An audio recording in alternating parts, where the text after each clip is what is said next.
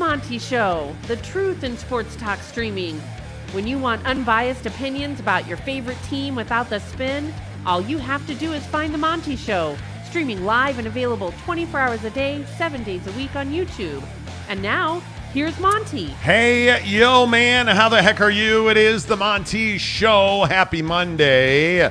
June 19th, 2023, Juneteenth, if you will. Hope you had a great Father's Day. I got to talk some U.S. Open golf. I mean, there's a lot of sports to get to, but am I the only one that is absolutely fascinated by this submarine? Or lack of submarine. Well, I mean, wow. So all hope is lost is what you're saying. And they got 96 hours of airtime in that little bubble of theirs, but that's not a good sign, man. I am, do you guys know the story we're talking about? This submarine disappeared going down to the Titanic.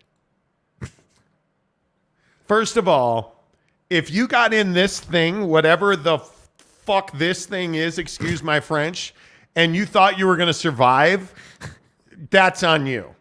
And the bro there was this rich dude, Hamish Harding, who is among 5 people missing, and he is supposedly wildly wealthy and paid $250,000 to get on that submarine.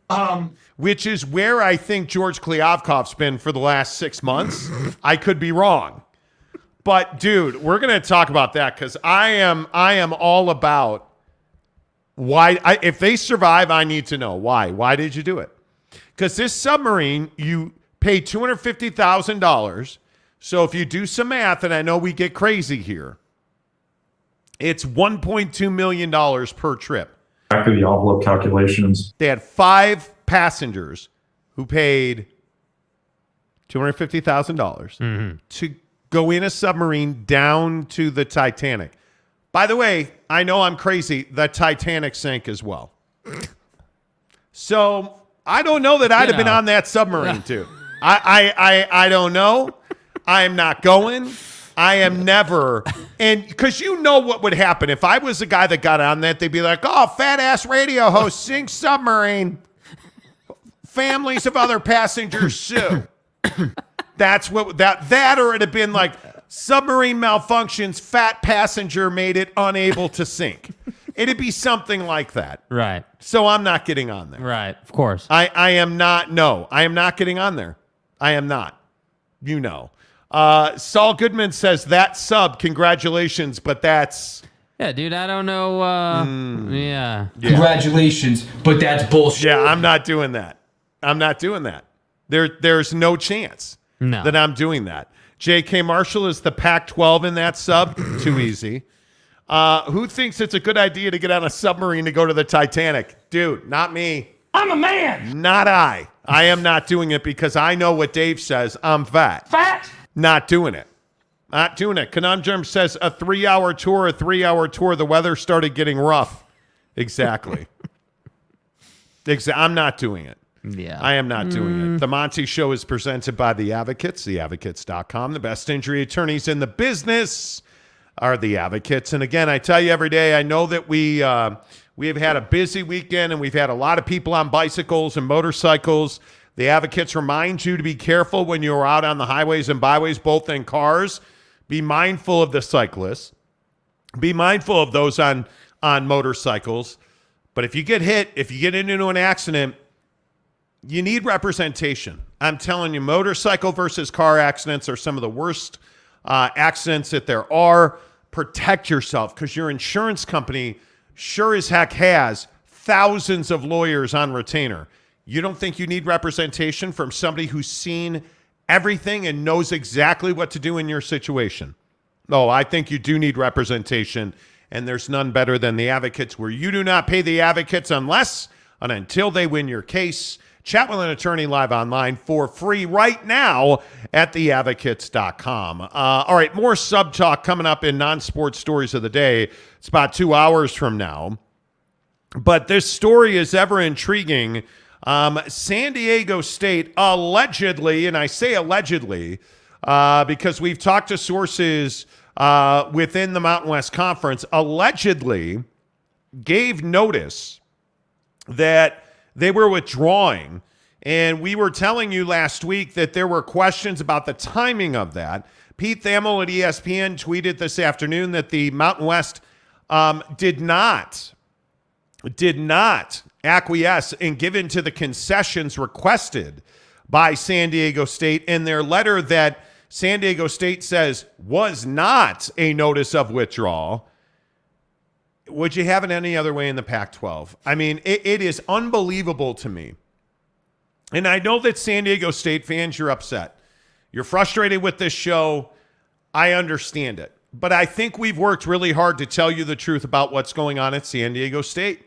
And again, I just ask you, what the hell is going on at San Diego State? It's unbelievable to me that you have some of the top sports and academic administrators in the country at San Diego State, and they can't stop talking. And when they did finally write a letter to the Mountain West, it turns out the letter was murky and convoluted and asked for a bunch of things outside of their contract. Like, hey, we want to make installment payments on our $17 million exit fee, to which the Mountain West, we're told, said absolutely not. They wanted a 1-month extension on their exit fee, to which the Mountain West said absolutely not. And then San Diego State was telling people, no, we haven't withdrawn. That letter was just an inquiry, to which the Mountain West Conference, according to our sources, had a call and sent a letter back to San Diego State saying, we viewed your letter as a notice of withdrawal. Your $17 million is due on or before July 1st. And if it is after that, and actually it's June 31st, or June 30th, your withdrawal fee is due June 30th. And if it is a day after that, it is $34 million, not 17. So this is a big, big deal. And this number has changed quite a bit. I can tell you, talking to my sources at the conference and at the school, I believe the number is $34 million. And I want to get this right. There's a lot of people asking, hey, what is the withdrawal fee? The withdrawal fee for San Diego State is $34 million. It is not $51 million. Multiple people have reported, again, it's 51. It is not. It is $34 million. That is confirmed by the Mountain West. That is confirmed by our sources at San Diego State. It is $34 million if it is after June 30th. So there's a lot on the line here. And Jake, the thing that I come back to is it is stunning to me that an institution like San Diego State seems to be unable not to trip over their own feet on this. Yeah, they just feel unorganized. And I think, again, I know I've hated on San Diego State, but there's nowhere for me to go other than, hey, it feels like you're a bit unorganized in this process, because really this should be a clean-cut situation. This should be, hey, we sent the Mountain West our, letter of intent to withdraw. Or, hey, we did not send that letter. We sent a letter of inquiry, as he put it. It shouldn't be a thing where it's like, oh, well, there's gray area here, and we want this, and we want that. And now there's confusion at the conference, and now we're on the hook for our money that it's seemingly, is a situation that they can't afford in a bulk payment, or maybe they can and they just wanted installments. I don't know. But I think the problem with the whole situation is that it puts everybody, not just the Mountain West, not just San Diego State, but everybody in really the space at awe, because you're like, hey, like, are you guys leaving or are you staying? Are you like, how is this all going to work out? When really it should just be, hey, we know the date. It's the 19th of June. That gives us, 11 days or so to figure out what exactly we're going to do. And that gives us 11 days to figure out if we have $17 million or if we're going to go ahead and rock out with $34 million or so. Like that's what the conversation should be. It shouldn't be, hey, we're in this gray area. And I almost feel like, not to be an asshole about it, but it kind of fits in with what the Pac-12 is doing. It fits in with the, hey, we're unorganized. Hey, we're not really sure, what direction we're heading with our TV deal. Like it's a little bit surprising. And so then I look at the Big 12 and I say, okay, well, what do we know from the Big 12? No matter who you're a fan of, we know that conference right now is very clean cut, cold-blooded, methodical, and thorough. That it's X, Y, and Z, and that's just how business is done. And so I wonder if San Diego State, and really if Brett Yormark looks at this and says, hey, this is a situation where you guys just feel unorganized, out of your element, not prepared for, major conference athletics. Like, I can't believe I'm saying that about a quality institution like San Diego State, but it is a little bit surprising that we got this kind of news late last week and really over the weekend, and now it's developed into, hey, we're in gray area again. So that's why I say it is surprising to me, but at the same time, this is a school that has been misstepping for a while now. So on one hand, it is surprising, and on another hand, for me, it's not surprising. Yeah, it's shocking. It is shocking, and we talked about it with J.D. Wicker, the athletic director, when the best thing I could say is planted a seed with Seth Davis at the Athletic. When he told Seth one way or the other, we're leaving, it's just a matter of where, the Big 12 or the Pac-12, and then the president at San Diego State came out last week or a couple of weeks ago now, I guess, with that statement talking about how she is confident the Pac-12 can get them the, quote, pro rata that they deserve, which, as we told you on this show, shows a complete lack of understanding how TV deals are done. I think I have a lot of respect for San Diego State. I want to make sure that this is painfully obvious. I have a lot of respect for San Diego State. But this is some bullshit out of San Diego State. This is unprofessional. This is a lack of process. This smacks of an institution that does not know how to handle big-time business, that does not know how to swim in the waters that they would like to play in. It simply is amazing to me that San Diego State is in this position where they're trying to talk about the pro rata they deserve. They don't know what pro rata means. They don't know how a pro rata works very clearly by that statement. And you are dropping bombs about, hey, we want to be in the Pac-12. And then you put in writing that there are circumstances within conference realignment that are out of your control, so you'd like a 30-day extension. Like, what are you talking about? What you're talking about is you don't care about the Mountain West. What you care about is San Diego State, and I understand that. But the Mountain West has facilitated your opportunity to get to the Pac-12. It has facilitated your growth and your success, and now you're saying, hey, we'll pay you over time because we're not just going to hand you $17 million or maybe $34 million. No. We're going to pay you over time on our terms. Well, the Mountain West very appropriately said, no, you're not. And I want to understand it. Now, to be fair to San Diego State, we've asked them to come on. I asked to meet with J.D. Wicker when he was here in Salt Lake City, where our show is based for the college women's super regional of softball. They declined. They declined an invitation to have him on the show. We've asked, and we've asked, and we've asked, and we've been declined repeatedly. I understand that. San Diego State doesn't want to answer follow-up questions. But at some point, the details on this situation are going to come out. And it's remarkable that an institution, the esteem of San Diego State, cannot seem to figure out how to just take baby steps, how to just move forward for a larger payday, if that payday exists. Because I also think one of the bigger questions here in this conversation is, does San Diego State bring significantly more money? And is San Diego State the word we used on the title today is the savior of the Pac-12? Is San Diego State, in fact, the savior of the Pac-12, Jake? Because I don't actually think they are. Yeah, I mean, I just don't know how you can make the case that San Diego State would save a P5 and really would save the Pac-12 given their situation. I mean, if we want to sit here and say that San Diego State is a quality ad, an institution that brings you more prestige, that brings you some geographic value, then absolutely I think they are. But I don't think they're it's not that I don't think. I know that San Diego State does not carry the same value as a team or as an institution, because they're not teams, they're institutions, as an institution that's already a P5 in whatever conference, right? That's just the first entry barrier, if you will. Like, hey, you've got to be a P5 and you've got to be good in football, and it helps if you're good in basketball. Those three things are what I think right now in today's college football climate create a quality addition to a conference. So if you're the Pac-12, okay, great. So you're geographically, you're helping us a lot. Now, from a P5 perspective, obviously San Diego State is lacking, right? And we all know that. That's not rocket science. But they're coming from the Mountain West, which is a pretty quality G5 conference. So maybe they make concessions. I don't know.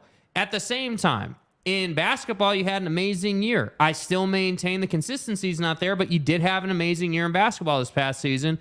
And in football, it's been hit or miss. You've had several great years, and other years you've been down. So that's why I say it's not like you're a powerhouse every single year in one thing or the other thing, and you're, a P5. That's where they lack in value. So I don't think it like the question of, is San Diego State the savior of the Pac-12? I think a lot of people want them to be, but I think it's a stretch to say that they are. I think we can easily say, hey, yeah, for the Pac-12, it makes some sense because they need someone in Southern California, losing UCLA and USC. They need to recoup some of that geography because now the Big Ten's in their territory. But other than that, I just don't think for, let's say, the Big 12, it's that quality of an addition when you have Oregon State sitting up there and when you have Gonzaga sitting up there ready to go. I just don't know if you're the Big 12, why you do that. Well, and I think there's a couple of red flags in this process with the Mountain West. Number one, that you're asking for relief and delay and then payment terms on your $17 or $34 million exit fee. That's scary to me if I'm the Pac-12.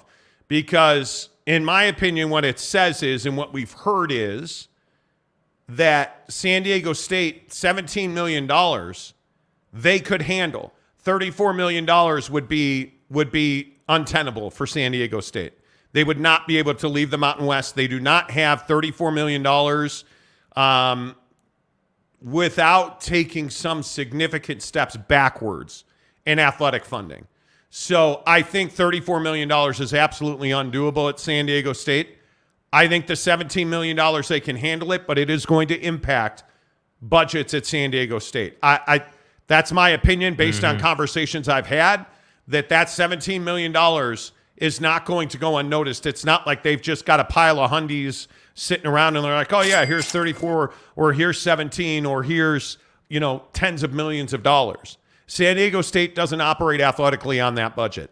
They don't. And I'd also remind you, they're coming out of this Snapdragon Stadium project. They have other development projects. They're fine financially, but you cut a check for $17 million. That's a lot of scratch for San Diego State. Yeah. I think, in my opinion, I think that's a huge factor. And I also think they're trying to figure out, because I was talking to a guy today very close to this situation. And I don't know if it was a mistake or a slip, but he essentially blurted out, hey, the Pac-12 deal's worth $20 million, and they're not going to get that much. They're not going to be a full share partner, so that $17 million is significant.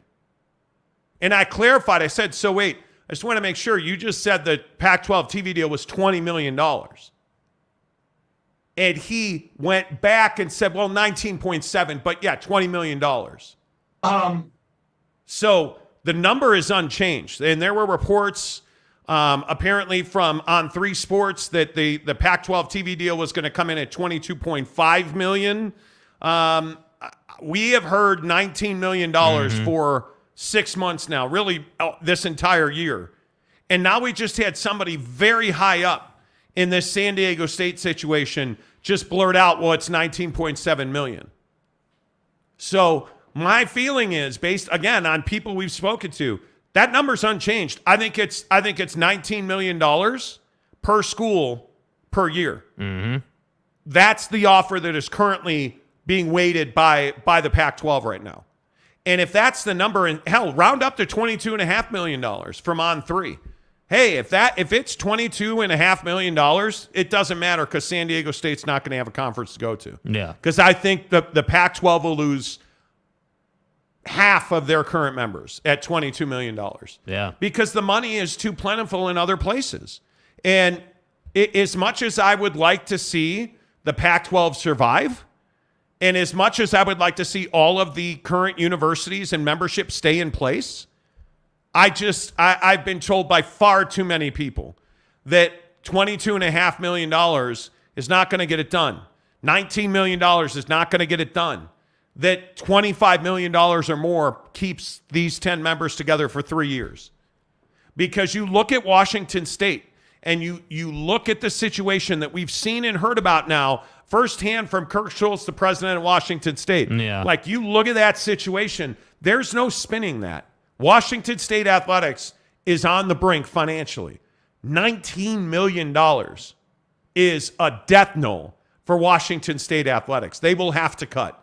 They will have to either take more money out of their academics, which, as we reported on this show, I can tell you department heads and administrators on the academic side are never going to go for that, because there is a belief at Washington State that they already spend too much on athletic budgets and that there's been a blank check given to athletics at Washington State. They're in real trouble athletically at Washington State. They're in real trouble. And let's not forget the Nick Rolovich lawsuit at Washington State.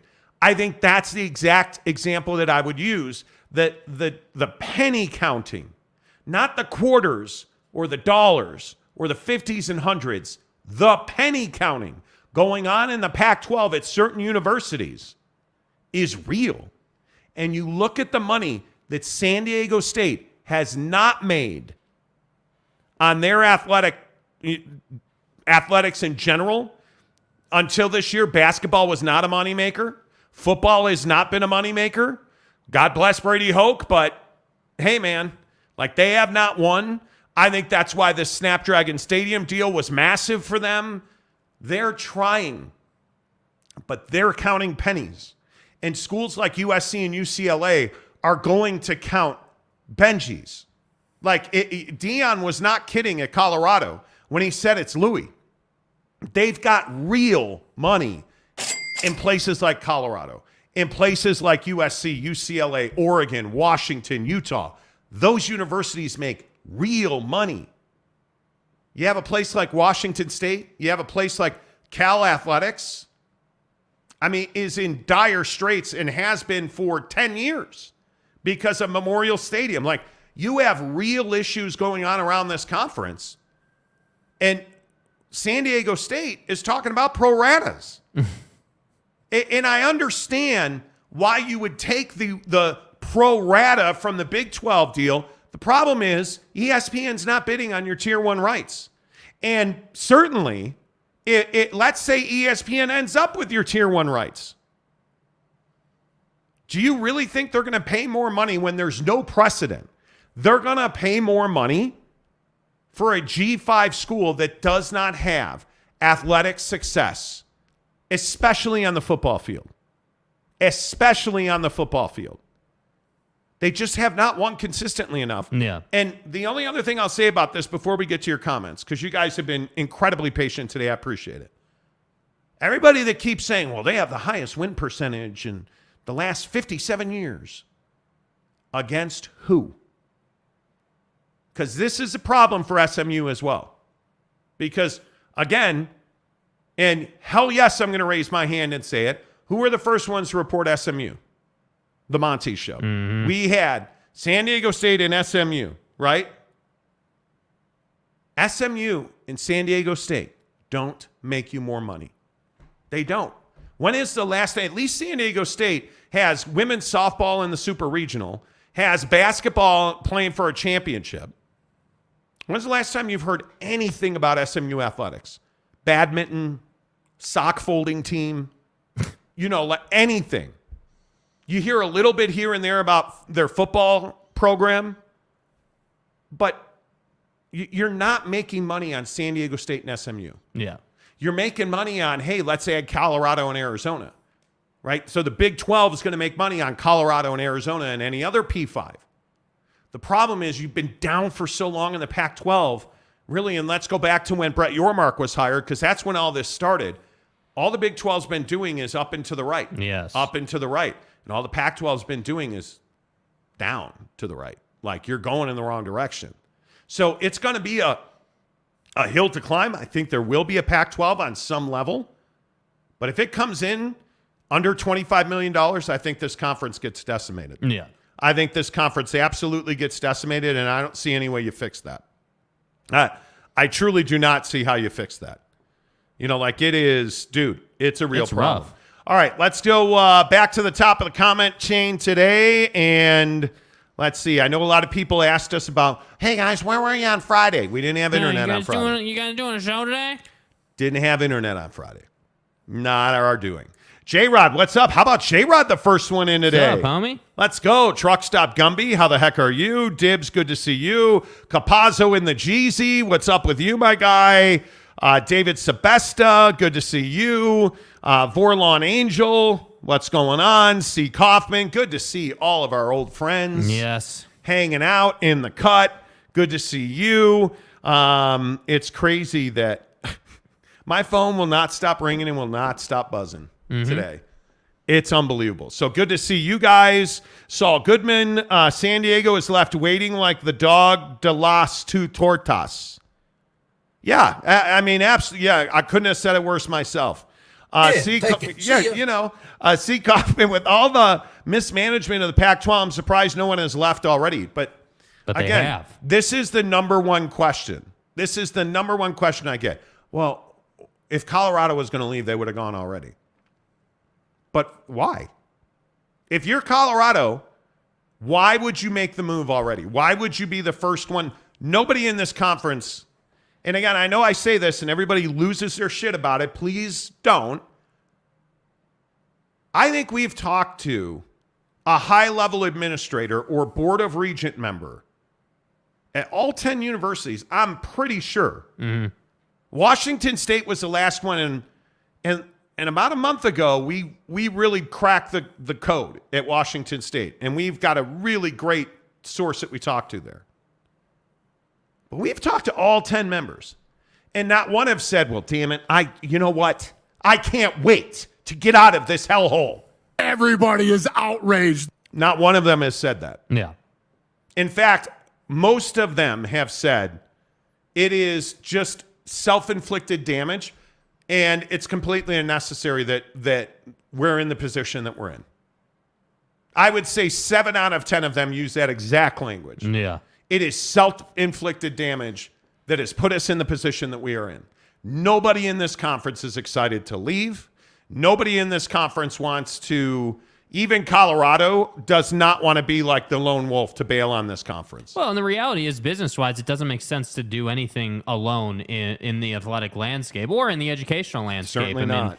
I think this concept of Pac-12 schools, not wanting to leave necessarily, but being open to leaving is spot on in this whole conversation. Because, again, they don't want to leave the grouping that they have. They really like the relationships they have, but the problem is that the money is just so limited that you're not really giving them a choice. And so, like if you're Colorado, you're going to leverage those relationships to try to put a group together to go if you're going to go somewhere. So again, we've been saying it for, I don't know how long, months at this point. Like, again, Oregon, Washington, Stanford, and Cal, that's one group. And then you've got, hopefully, Utah included with Colorado, Arizona, and ASU. And then Gonzaga's a cherry on top ad for the Big 12. Those are the two groups. And as far as Oregon State and Washington State are concerned, I don't know. I think Oregon State's a much more reliable school to say, hey, they'll find a home. Washington State, however, I'm not sure. Because even for the Mountain West, Washington State is a very risky ad. Yep, I agree. Greatest ever. Okay, this should be good. Big fan of yourself. Gives us $5 today to say, I'm an ACC fan. I know, we aren't cool. Is there anything my guy Jim Phillips, Northwestern alum, can do to make us stronger, or do we think we're done? I think the biggest issue in the ACC is that you have a bunch of people who can't wait to get out of that conference. Yeah. Because they're seeing how much money is being made in the Big Ten and the SEC, which is a very different situation than the PAC and the Big 12, by the way. But I don't see, outside of a merger with somebody like the Pac-12, and you're going to have to figure out grant of rights, I just think you're so crippled by that grant of rights. And you have the major players in the ACC that want out. Yeah. Florida State being the loudest of the loud here.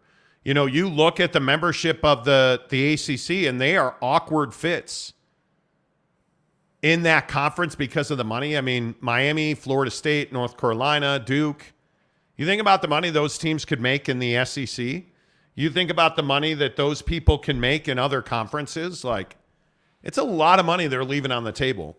And you have a school like Florida State that's talking about unequal revenue share. That's going to be tough. Yeah.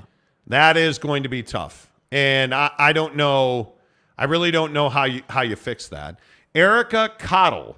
Hi, Erica. To the Utah haters, I think it's wise for Utah to be careful and weigh all options before saying they're interested or even considering the Big 12 if the TV deal sucks than the Big 12. Well, and I think that's exactly what Utah has done. Yeah.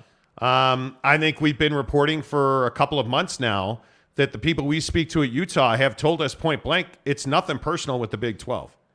That the single biggest concern is the lack of educational relationships, or the damage you would do to the relationships you have with Oregon, Washington, Stanford, Cal. Yeah. You know, like you have really fruitful revenue generating relationships.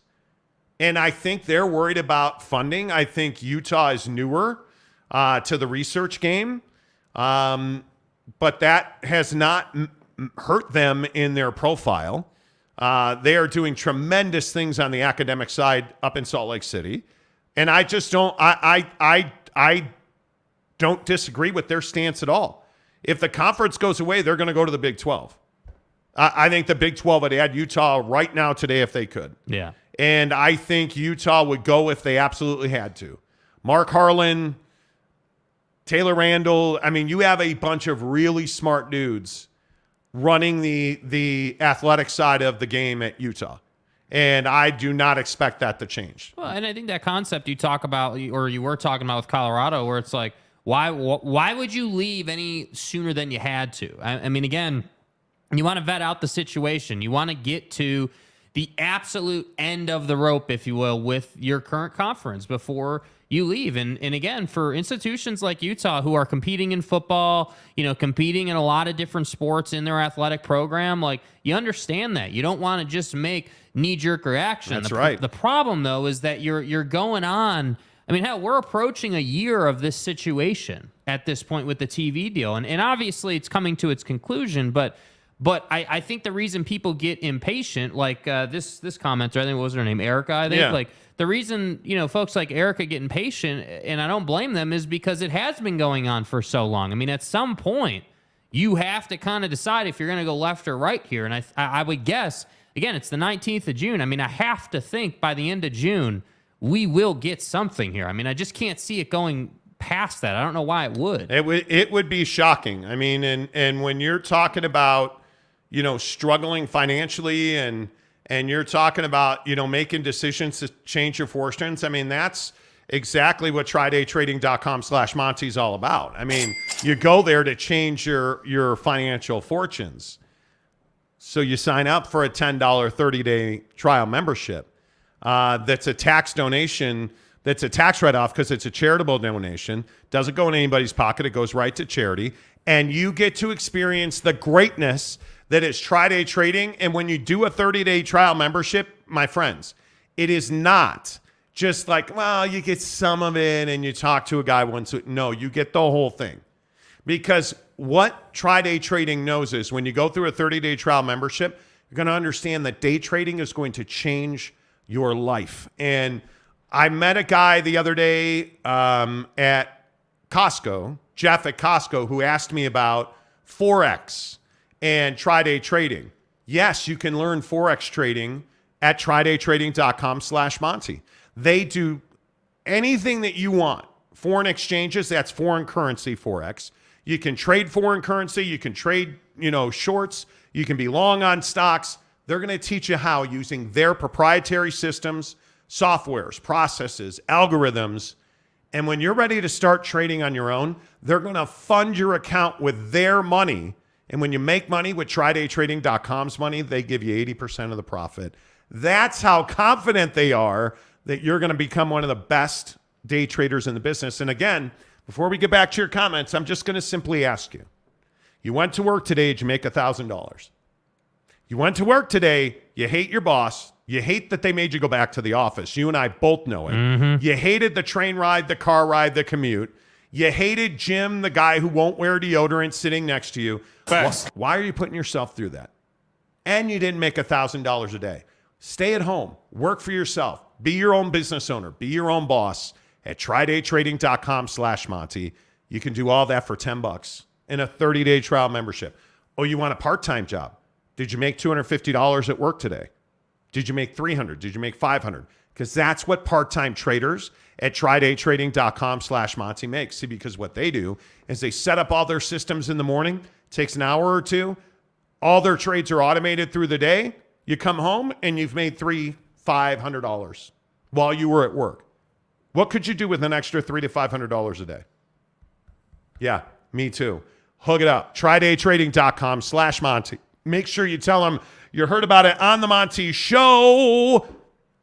Let's get back to your comments on As the Pac-12 Burns, talking about San Diego State and this awkward situation with their withdrawal from the Mountain West. The very latest details are that we confirmed today, Pete Thamel reported that they San Diego State sent a letter of inquiry, is what I believe San Diego State was calling it.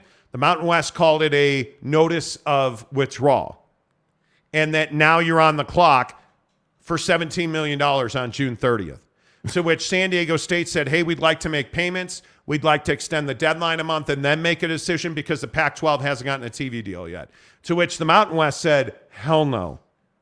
It's June 30th. We're taking this inquiry as a letter of withdrawal, and you owe us $17 million.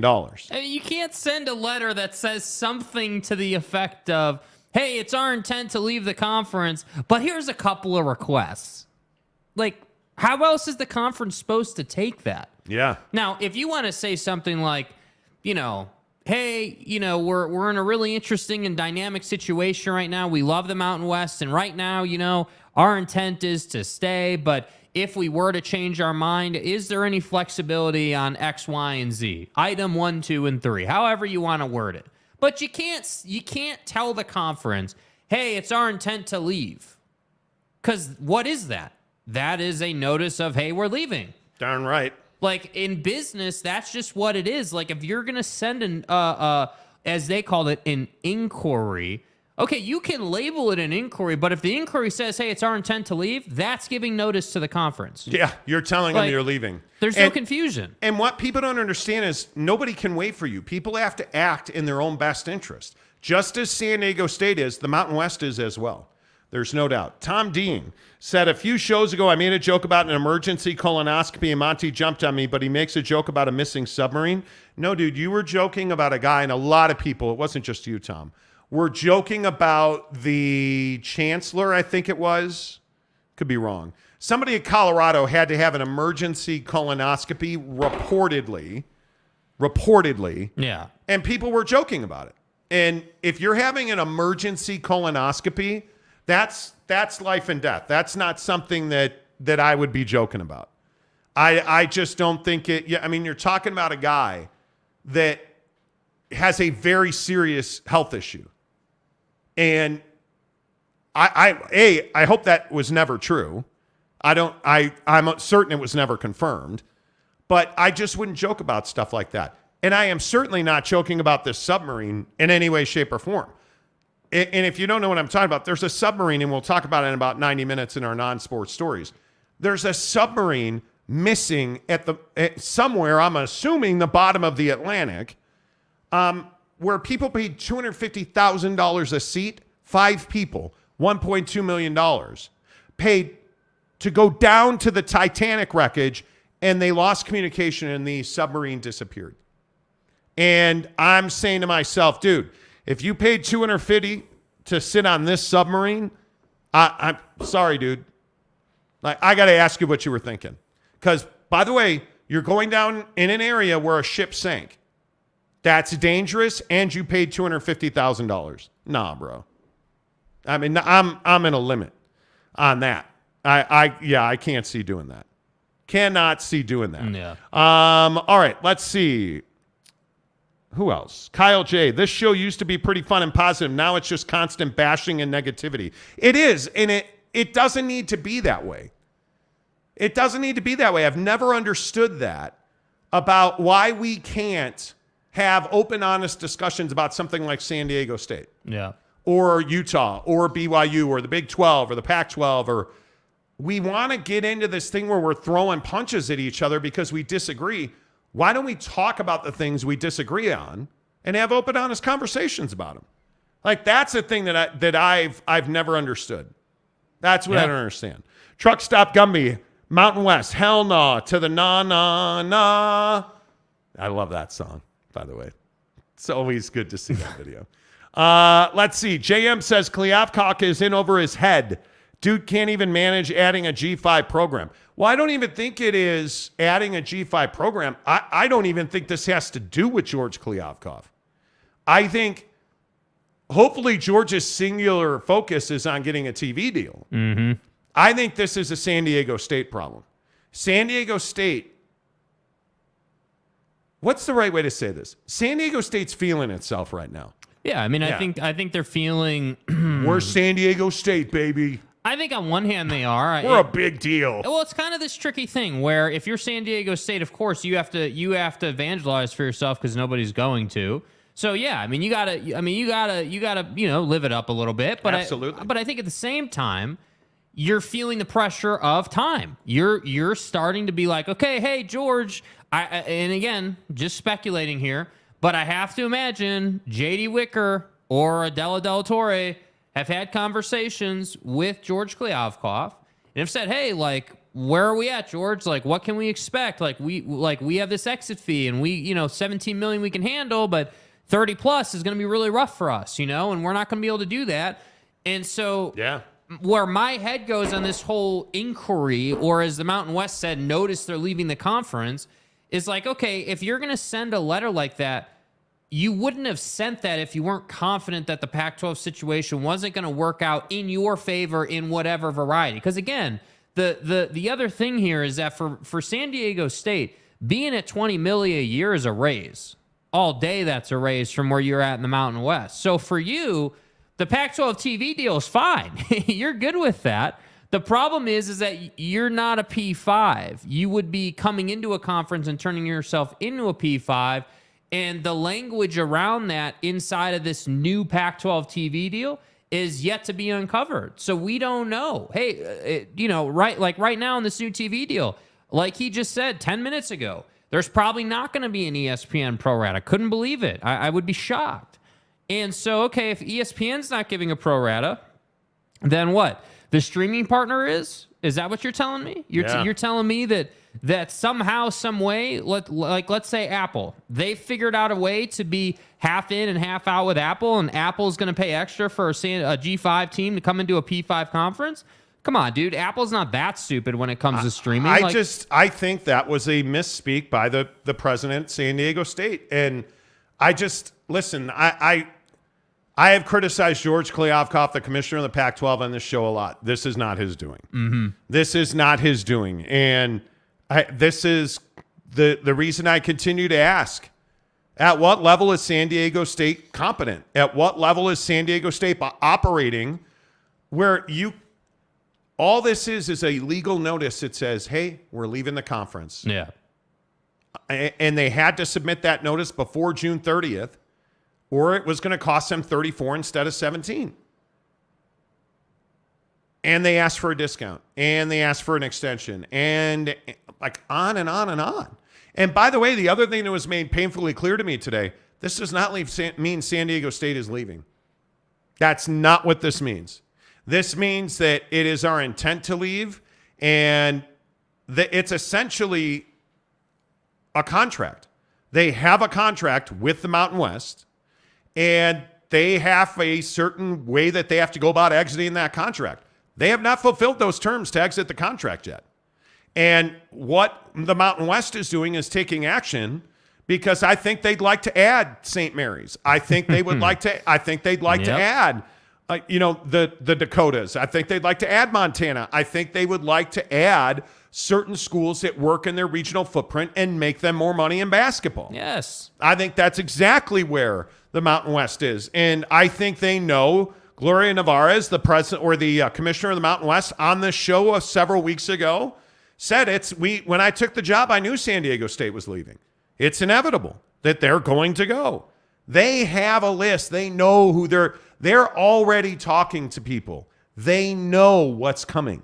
Because as soon as Gonzaga leaves the WCC for the Big 12, I think you are going to see a fire sale on WCC teams. And by the way, what does all this mean? Again, just in the big picture, got to remember in the back of your head here on the back burner, anytime a team shifts conferences, you have to renegotiate TV deals, right? So if San Diego State leaves, and let's say they add whoever they want to add, okay, well, we got to renegotiate that TV deal. Got to go back to our TV partner. Right? Yeah. So not only is this a Pac-12 thing, but this is a very much a Mountain West thing, and this very much is this conference and that conference. They have to figure out their own distribution situations. That's so a great point, dude. The Mountain West, just the same as the Pac-12 or San Diego State, has to act in its own best interest. Yes. So why would Gloria Nevarez cut San Diego State a break? Well, they wouldn't, because that doesn't help them. And again, San Diego State's sending the message they don't care about the Mountain West. So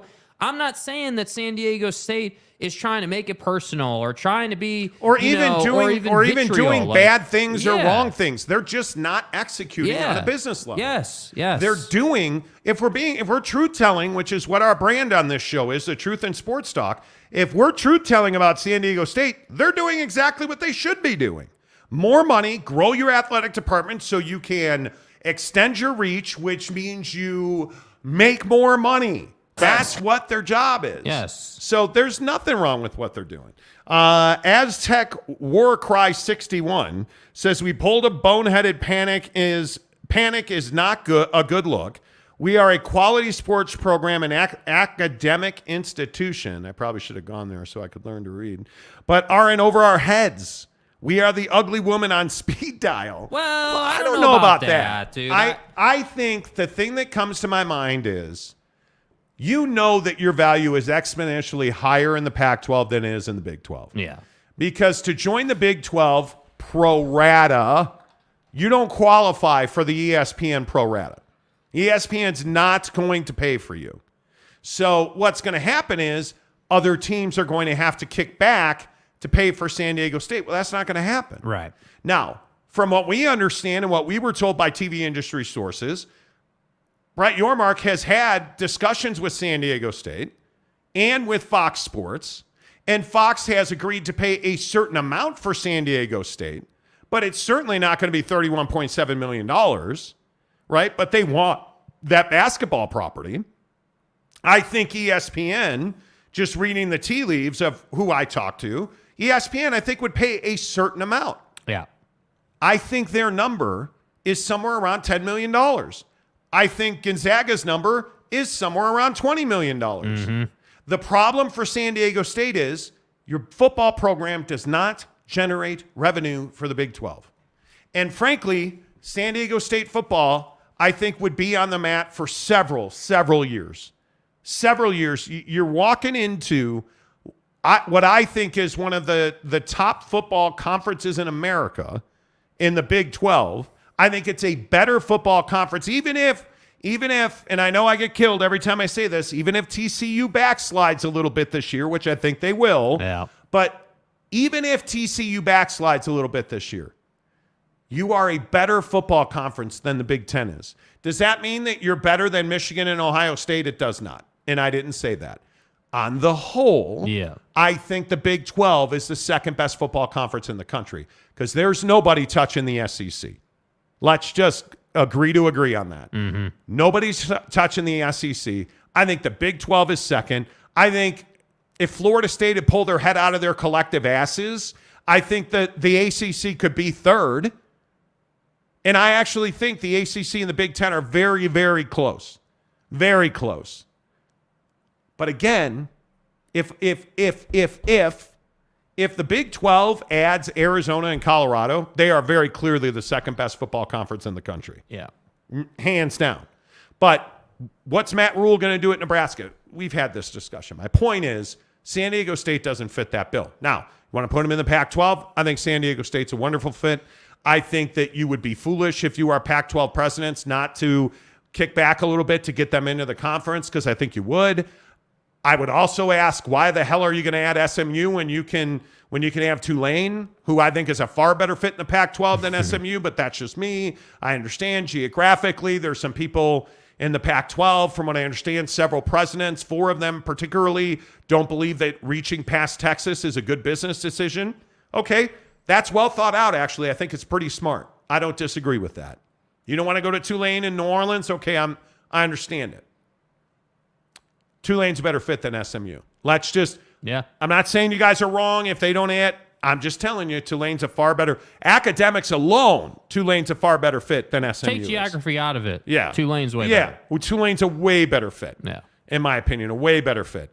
All right, let's get your super chats in here. I appreciate it. Rowdy, every point gives us $5 to say Oregon and Washington aren't going to give up $50 million a year to stay in the Pac-12. 17 million, 19 million, 22 million. What difference does it really make? I think if you're under 25 million bucks a year, they're going to leave. Yeah, I mean, I think the difference is that it's kind of this concept of like, hey, you're comfortable with your friends in the current conference, and going to a new conference is it's not as though you haven't met the people in the Big 10 or the Big 12 or any of these other conferences, but you know how it is. Like when you're doing like Oregon.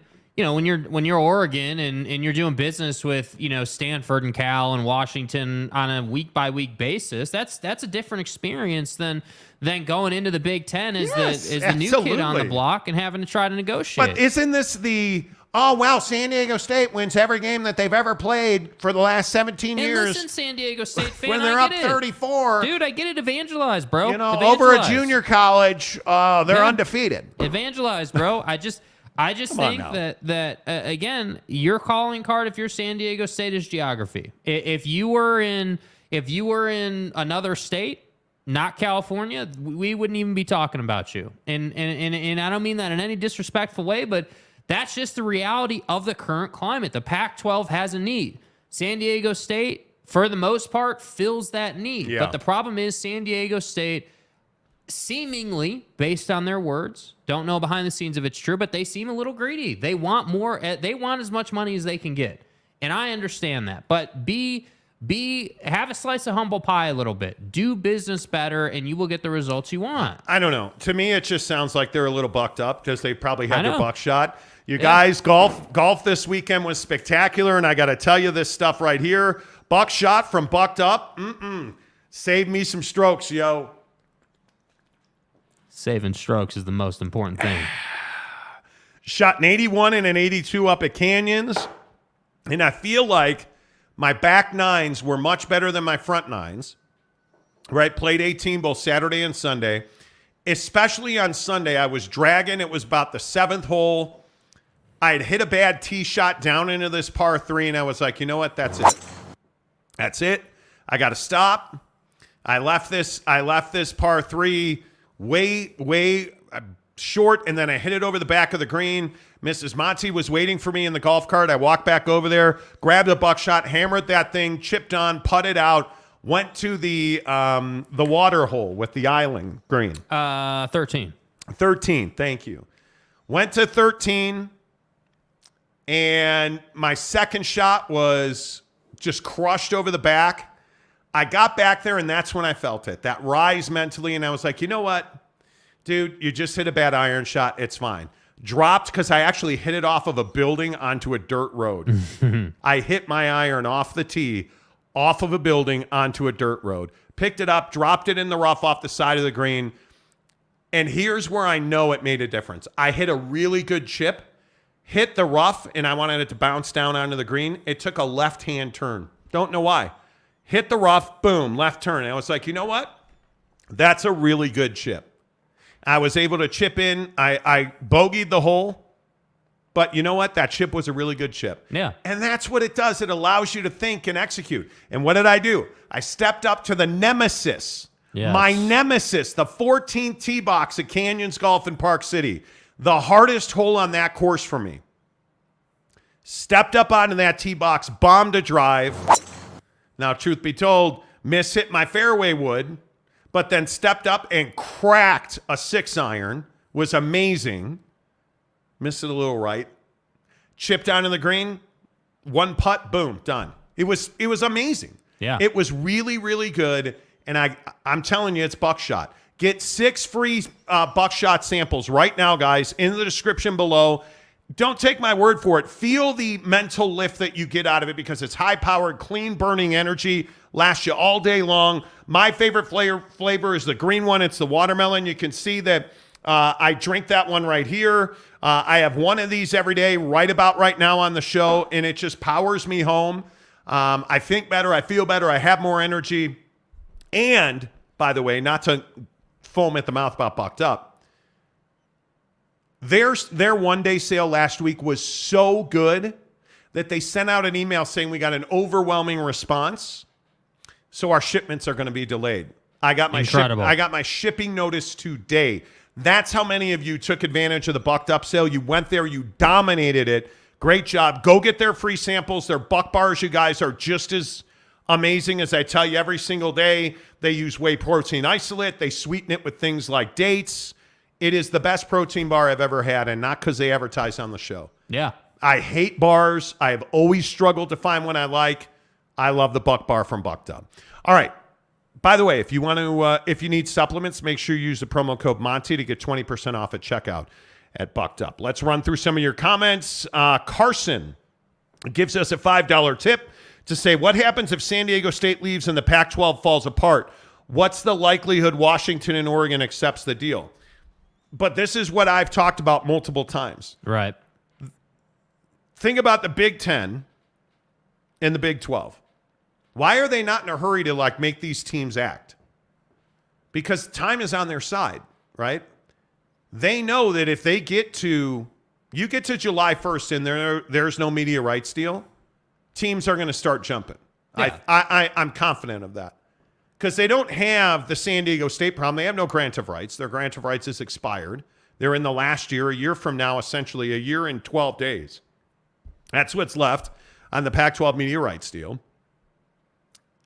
The conference has all the leverage.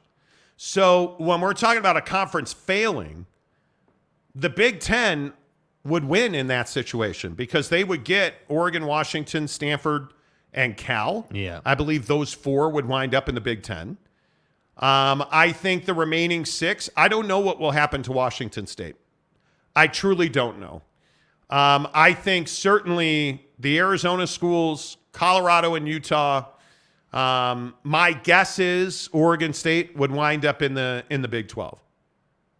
And I think you're also going to get Gonzaga in the Big 12 as well, but that's basketball. Remember, they don't have a football program at Gonzaga. So that would be, if that scenario plays out, I think that's what would happen. The question is, how much leverage will Oregon and Washington lose? Because that's really the conversation that's happening in Pac-12 circles right now. How long can we wait?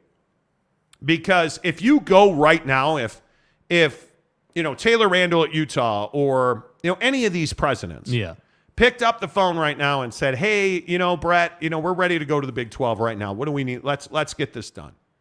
They're going to get the biggest payday. Now, what I think will happen is a group of 2 or 4 of them will jump to the Big 12. If there's not a deal in the next, I think by the end of the month even, I can't believe we get back from summer break and nobody's gone.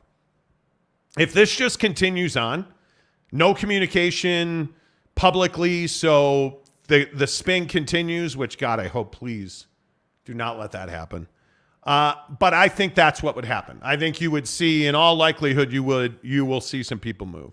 At what point does the Pac-12 turn into a G5? An excellent question. I don't think it's ever going to happen. I don't think it ever happens. I mean, if you stay together as the Pac-12, and you add San Diego State and SMU, your standing will not change. But I think this concept of, hey, they lose these 2 groups and most of the conference is gone and you're trying to scrap together a conference. It's like, let's say you had San Diego State, SMU, and Washington and Oregon State. That's not a Power 5 But conference. I'm just You know, not. I'm not there. And I know, again, the things that piss people off. I'm not the guy that believes doomsday is coming to the Pac-12. I'm just not. I think Arizona State, and Colorado. They've talked so much. Yeah. I think they want to leave. I think if the number's under 25 million, they're going to leave. Mm-hmm. I think they're going to leave.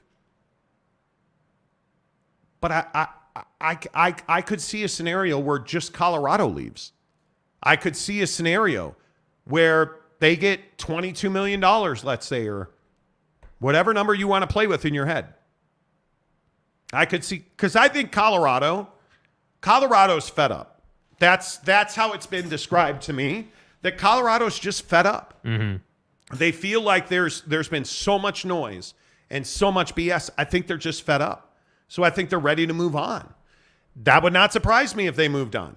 It would not surprise me at all. Yeah, I think I feel I have hesitancy saying that the doomsday or whatever is coming into the Pac-12, but there's nothing here that says that it's going to stay together. I mean, again, we're not hearing the conversation isn't, hey, 35 or 40. Right. The conversation's 20 or 25, and if it's less than 25, you can kiss this conference goodbye, in my opinion, because I think teams, again, are going to go where the money is. And the problem is the gap is so wide between the Big Ten and the Pac-12. Like, it just, I just can't see why a team would stay if it's 20 versus, 70. Man, really? Like, that's a massive difference, man. Yeah, I agree. It's a massive difference. And I think the question is, in the likely scenarios of things, I think there are likely scenarios versus, I think there's a lot of people trying to spin tails for you. And I think the likely scenario, well, I'll describe it after you hear about the marinara meatballs at Papa Murphy's Pizza. At Papa Murphy's, we do more than just pizza. We do meatballs and marinara. Actually, I do the meatballs and marinara. And how do you do it, Dad? How do I do it? Order now at papamurphys.com. Papa Murphy's Pizza, the official pizza of the Monty Show. They've got great calzones happening right now at Papa Murphy's Pizza. Download the Papa Murphy's Pizza mobile app. Use promo code Monty to get 25% off your purchase of $25 or more at Papa Murphy's Pizza. Get the calzone. And they have so many different calzones, but always get the meatball and marinara as well. Pour it on top of the calzones. Put it in your pasta. If you're a pasta guy, you can put the meatball marinara right on top of your fresh cooked pasta. Little al dente on the pasta, please. Make sure you rinse it. Make sure you salt the pasta water, unlike some people.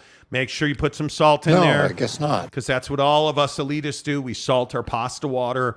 Little al dente, which means cook it a little firm.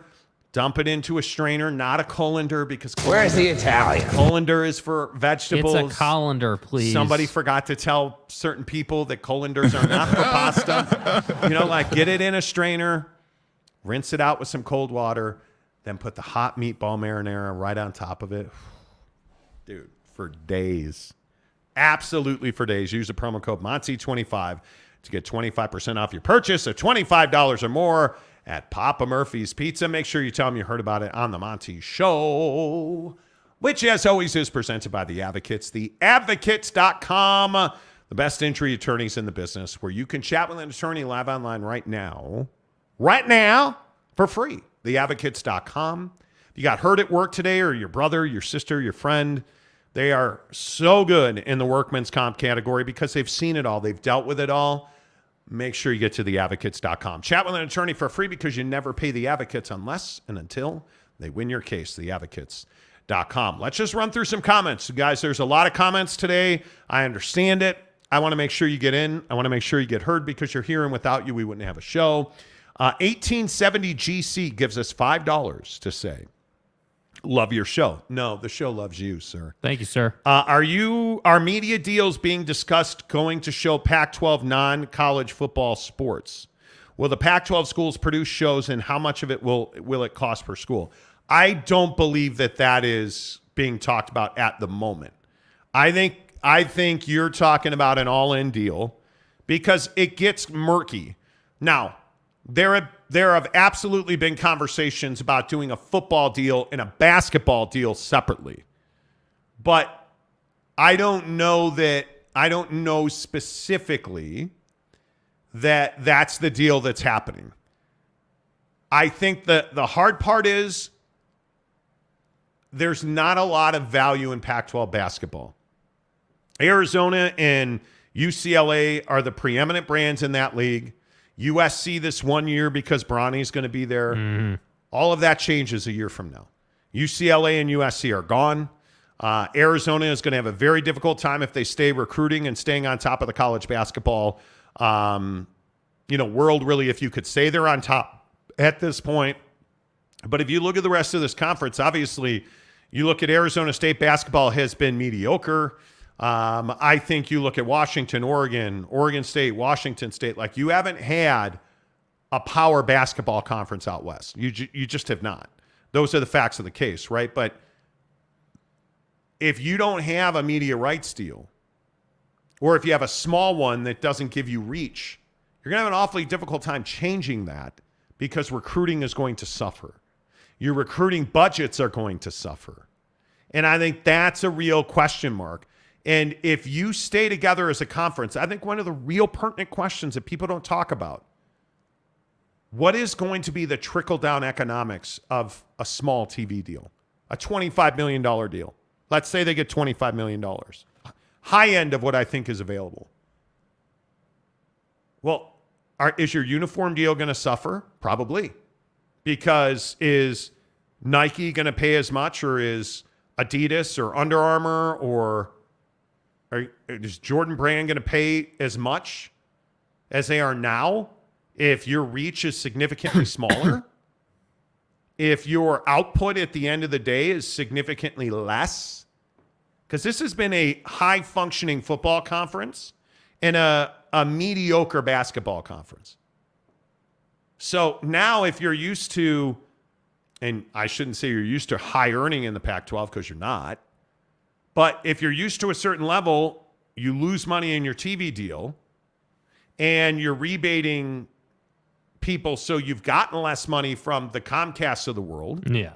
Because they're holding back on you now because you owe them, John Wilner of the San Jose Mercury News reporting you owe him $70 million, I think it was.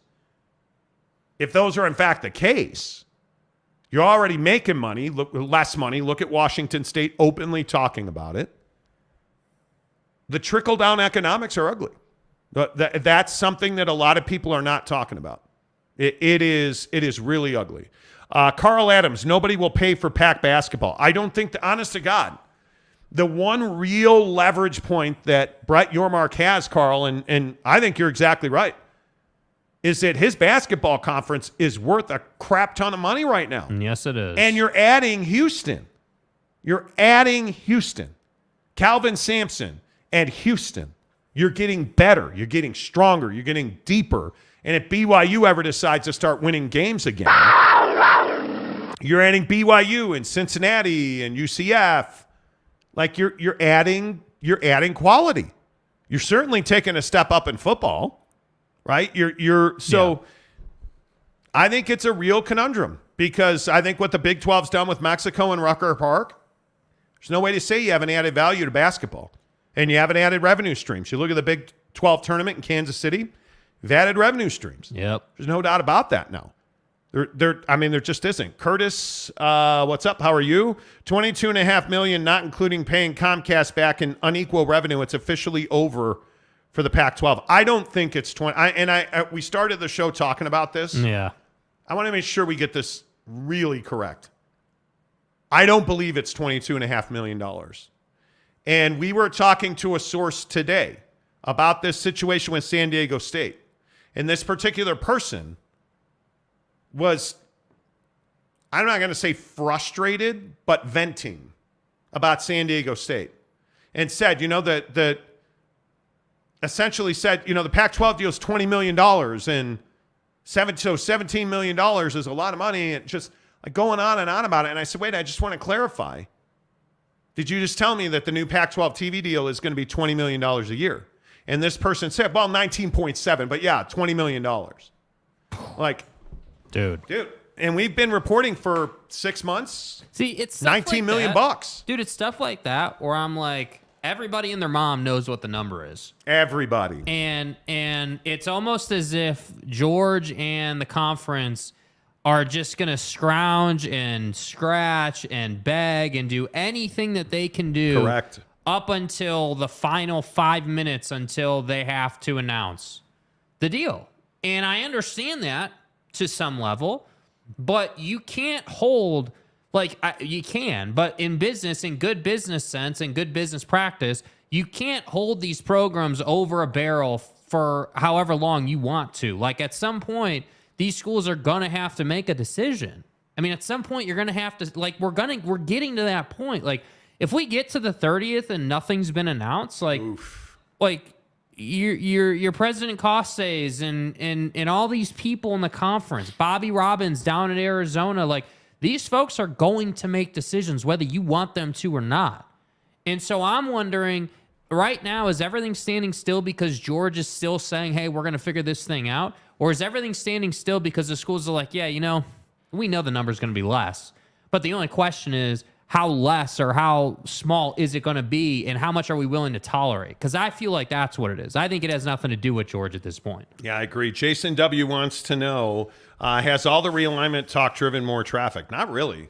I mean, I think college football on this show has always been a big driver. The NFL and college football have always been a big driver on this show. Yeah. The NBA has always been a big driver on this show. I mean, there's a lot of interest in Pac-12, the Pac-12 TV deal. I will say, I think that, with the time of year that we're in, obviously we're in the lower period for sports in the country, in the schedule.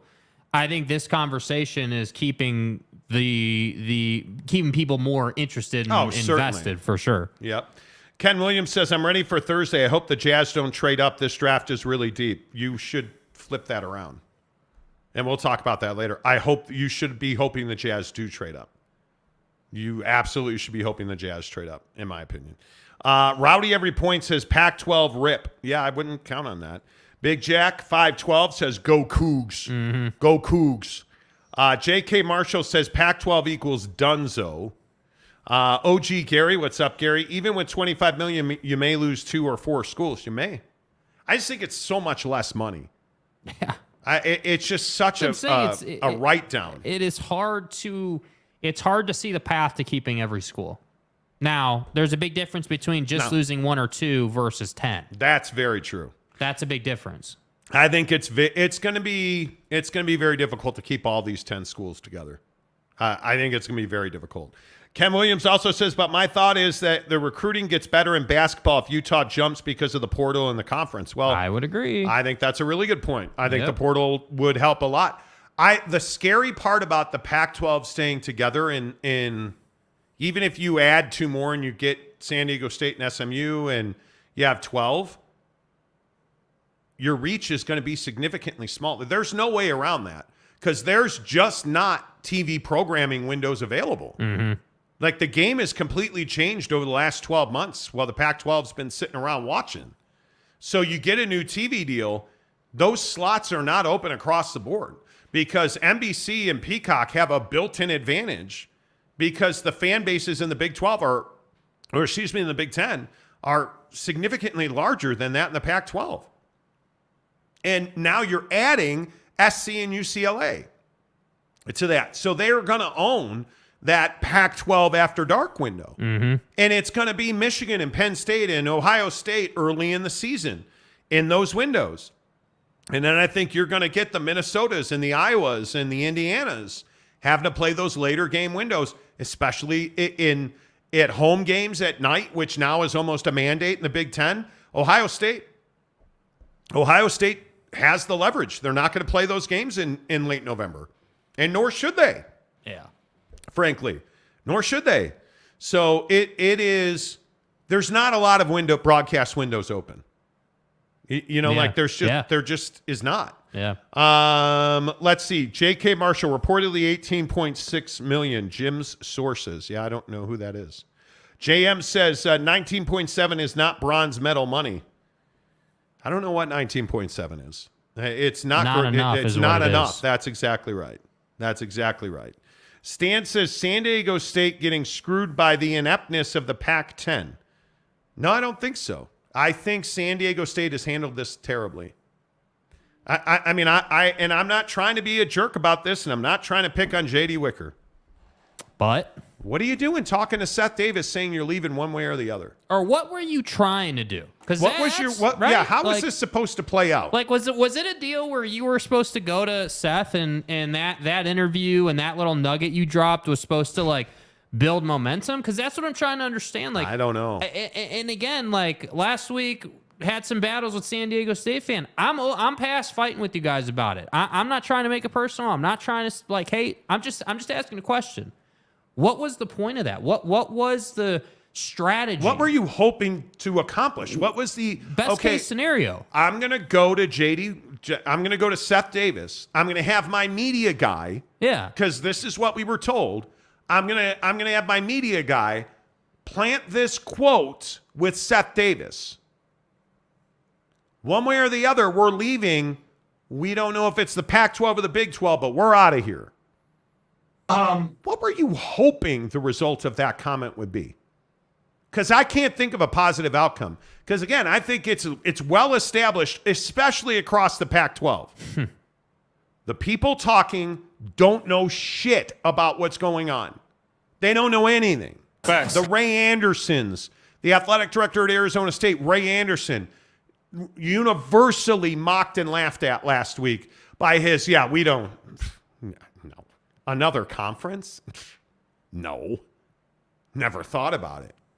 Well, but your president said he spoke to the Big 12. Yeah. But that's what I'm talking about. You have a guy in President Robbins at Arizona saying, hey, I have some affinity for the Big 12. Man, that's a hell of a basketball conference over there. By the way, what are you guys good at Arizona? Yeah, we're a basketball school. I want it. We like their basketball over there. Hey, by the way, A plus B equals we're a Big 12 team.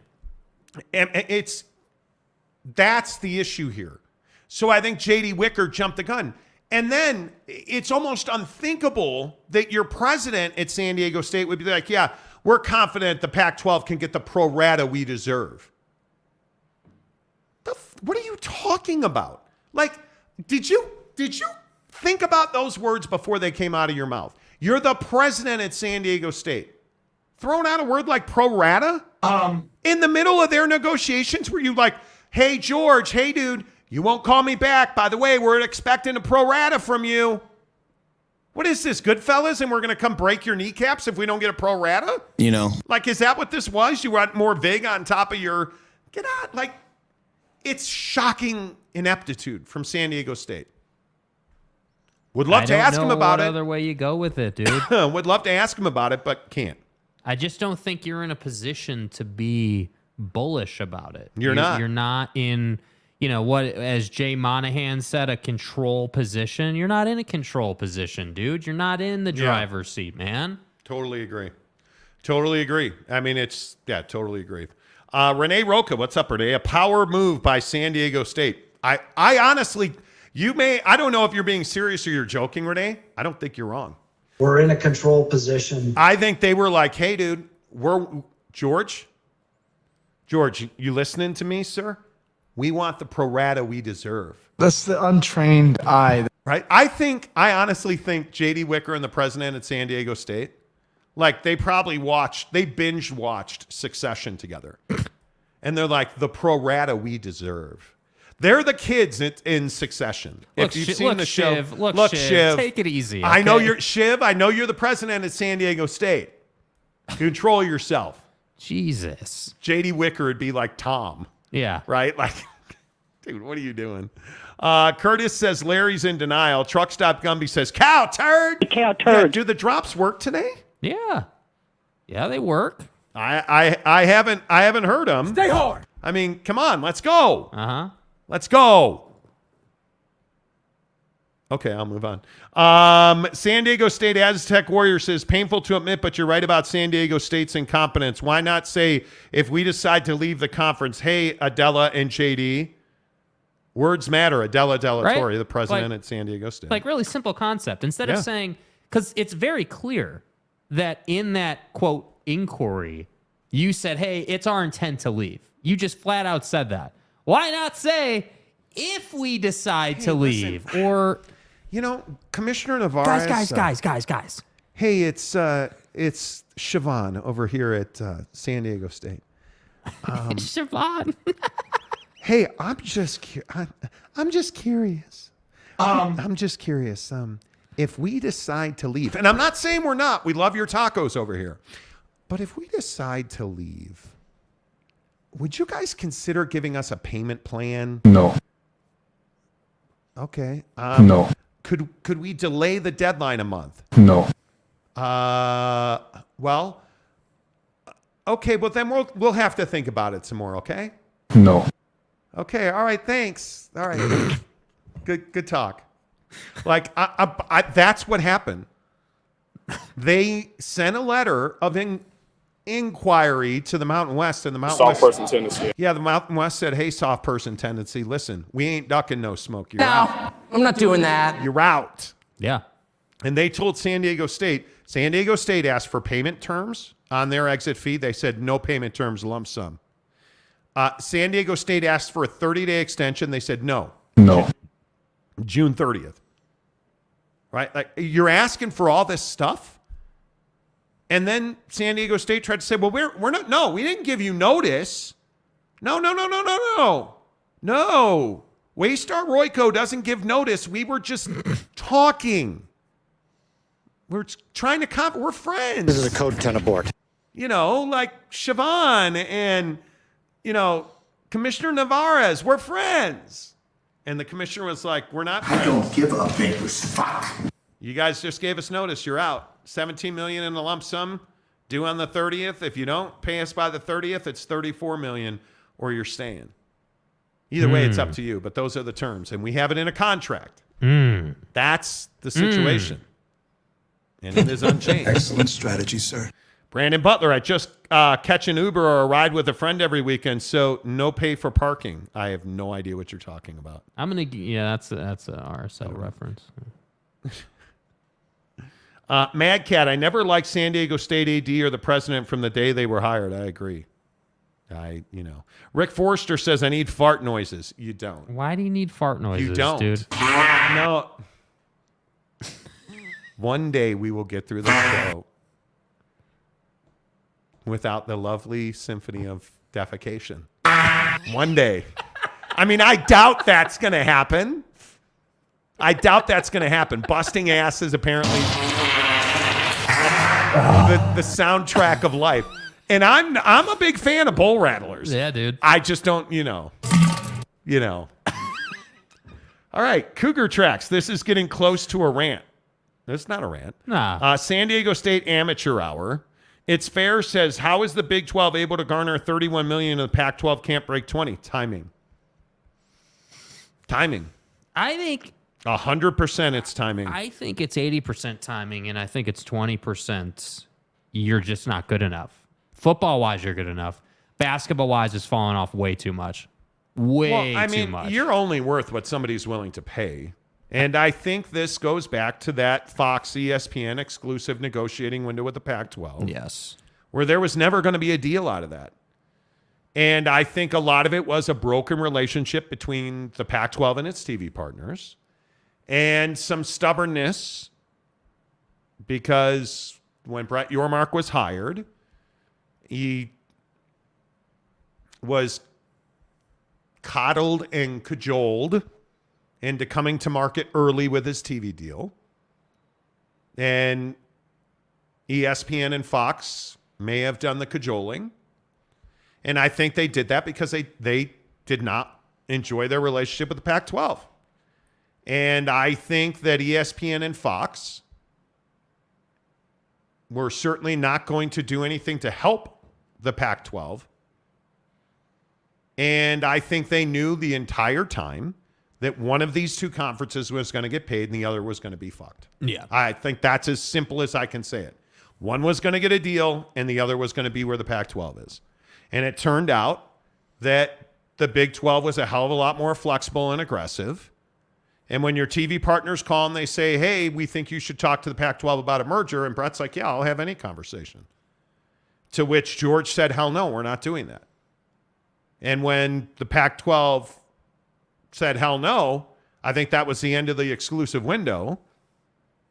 I think the Big 12 then answered the phone again, and certain TV partners were there saying, hey, have you guys thought about come to market early on your TV? Let's do this now. I know you know, talking about 2025, but let's do this now.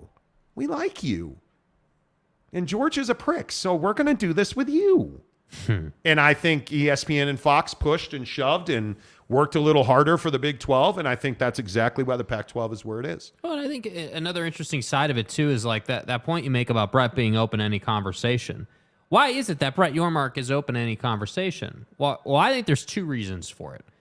You have to understand that Brett Yormark comes from business. Brett Yormark understands how to operate and really understands how to read sort of a business landscape and world. So he knows, okay, well, the Big 12, as I've walked into the room, has just lost Oklahoma and Texas, two premier brands in their conference. And that was that was perceived in the media and in the landscape as a huge setback. But how can we turn this into a more positive route? And so I think the timing of, the ESPNs and the Foxes and these people coming to him and saying, hey, like, let's take a look at this, is really what sparked the whole situation. But I think he was only open to those conversations so much because he knew that he was a new commissioner who needed to get reliability built in as soon as possible. He was trying to create relationships. Yeah. And I think the enemy you know is better than the one you don't. Yeah, and absolutely. I think that's exactly what he should have done. Matt Ritson gives us $4.99 to say, hey, where's my other penny? What do you mean $4.99, Ritson? Yeah, we're not the Pac-12, dude. No, I'm kidding. What last TV contract for the Pac-12 was the last TV contract before USC? Yes. Correct. I believe it was. Well, it had to be because they're involved in this contract. So, yeah, absolutely it was. Case Ruiz. If the Pac-12 goes to San Diego State, could the Big 12 get them a pro rata? No. Wait, do people understand how pro ratas work? A pro rata is not something you just get for San Diego State. A pro rata is simply an agreement between the Big 12 and ESPN. It is boilerplate language in a contract that includes a pro rata that says, hey, if you add a P5 school, we will pay them the average dollar value per team or per university in your conference, $31.7 million. The problem is that agreement is for P5 teams. San Diego State is not a P5 team, which I think is a huge problem for San Diego State, which is why I think they're desperately trying to get to the Pac-12 because it kicks them up into a Power 5 program, into a Power 5 conference, making them a Power 5 program. Yeah. But you don't just get a pro rata. And this is what I did not understand about President De La Torre saying the pro rata we deserve. Like that's not the way this works, man. Yeah, conceptually, that's incorrect. Yeah, and as you guys hit the like button, because I know how much you guys like hitting the like button, I mean, the exact definition of pro rata is as the dollar has fallen, costs have risen on a pro rata basis, on a proportional basis. Right. So your proportion, your part of the deal. So let me just ask you, if you're the Pac-12, and here's the other thing I think people don't understand, the pro rata portion goes to the conference. It doesn't go to the school.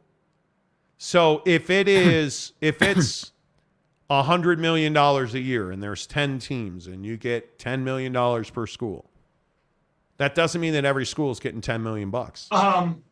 Especially not in the Pac-12 where Oregon and Washington carry the water in that town.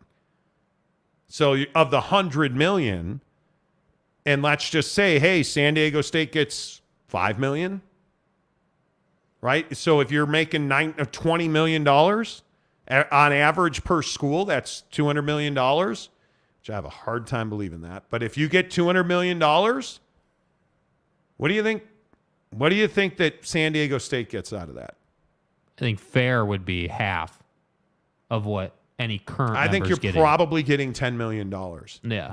The other $10 million is split between Oregon and Washington. Yeah. So now they're getting 25, and this is the part that I think you have to consider. They're getting 25, Oregon and Washington. Well, what about SMU? Okay, well, they're going to get probably 7 because SMU brings no value. Okay, so you're going to get $7 million. Mm-hmm. So there's $13 million out there.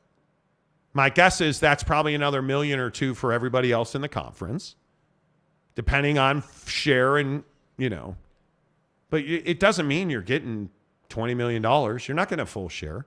So if you get a pro rata for Gonzaga, that's not possible because they're not a P5 team. But Brett Yormark has relationships with his TV partners, ESPN and Fox has agreed to pay that.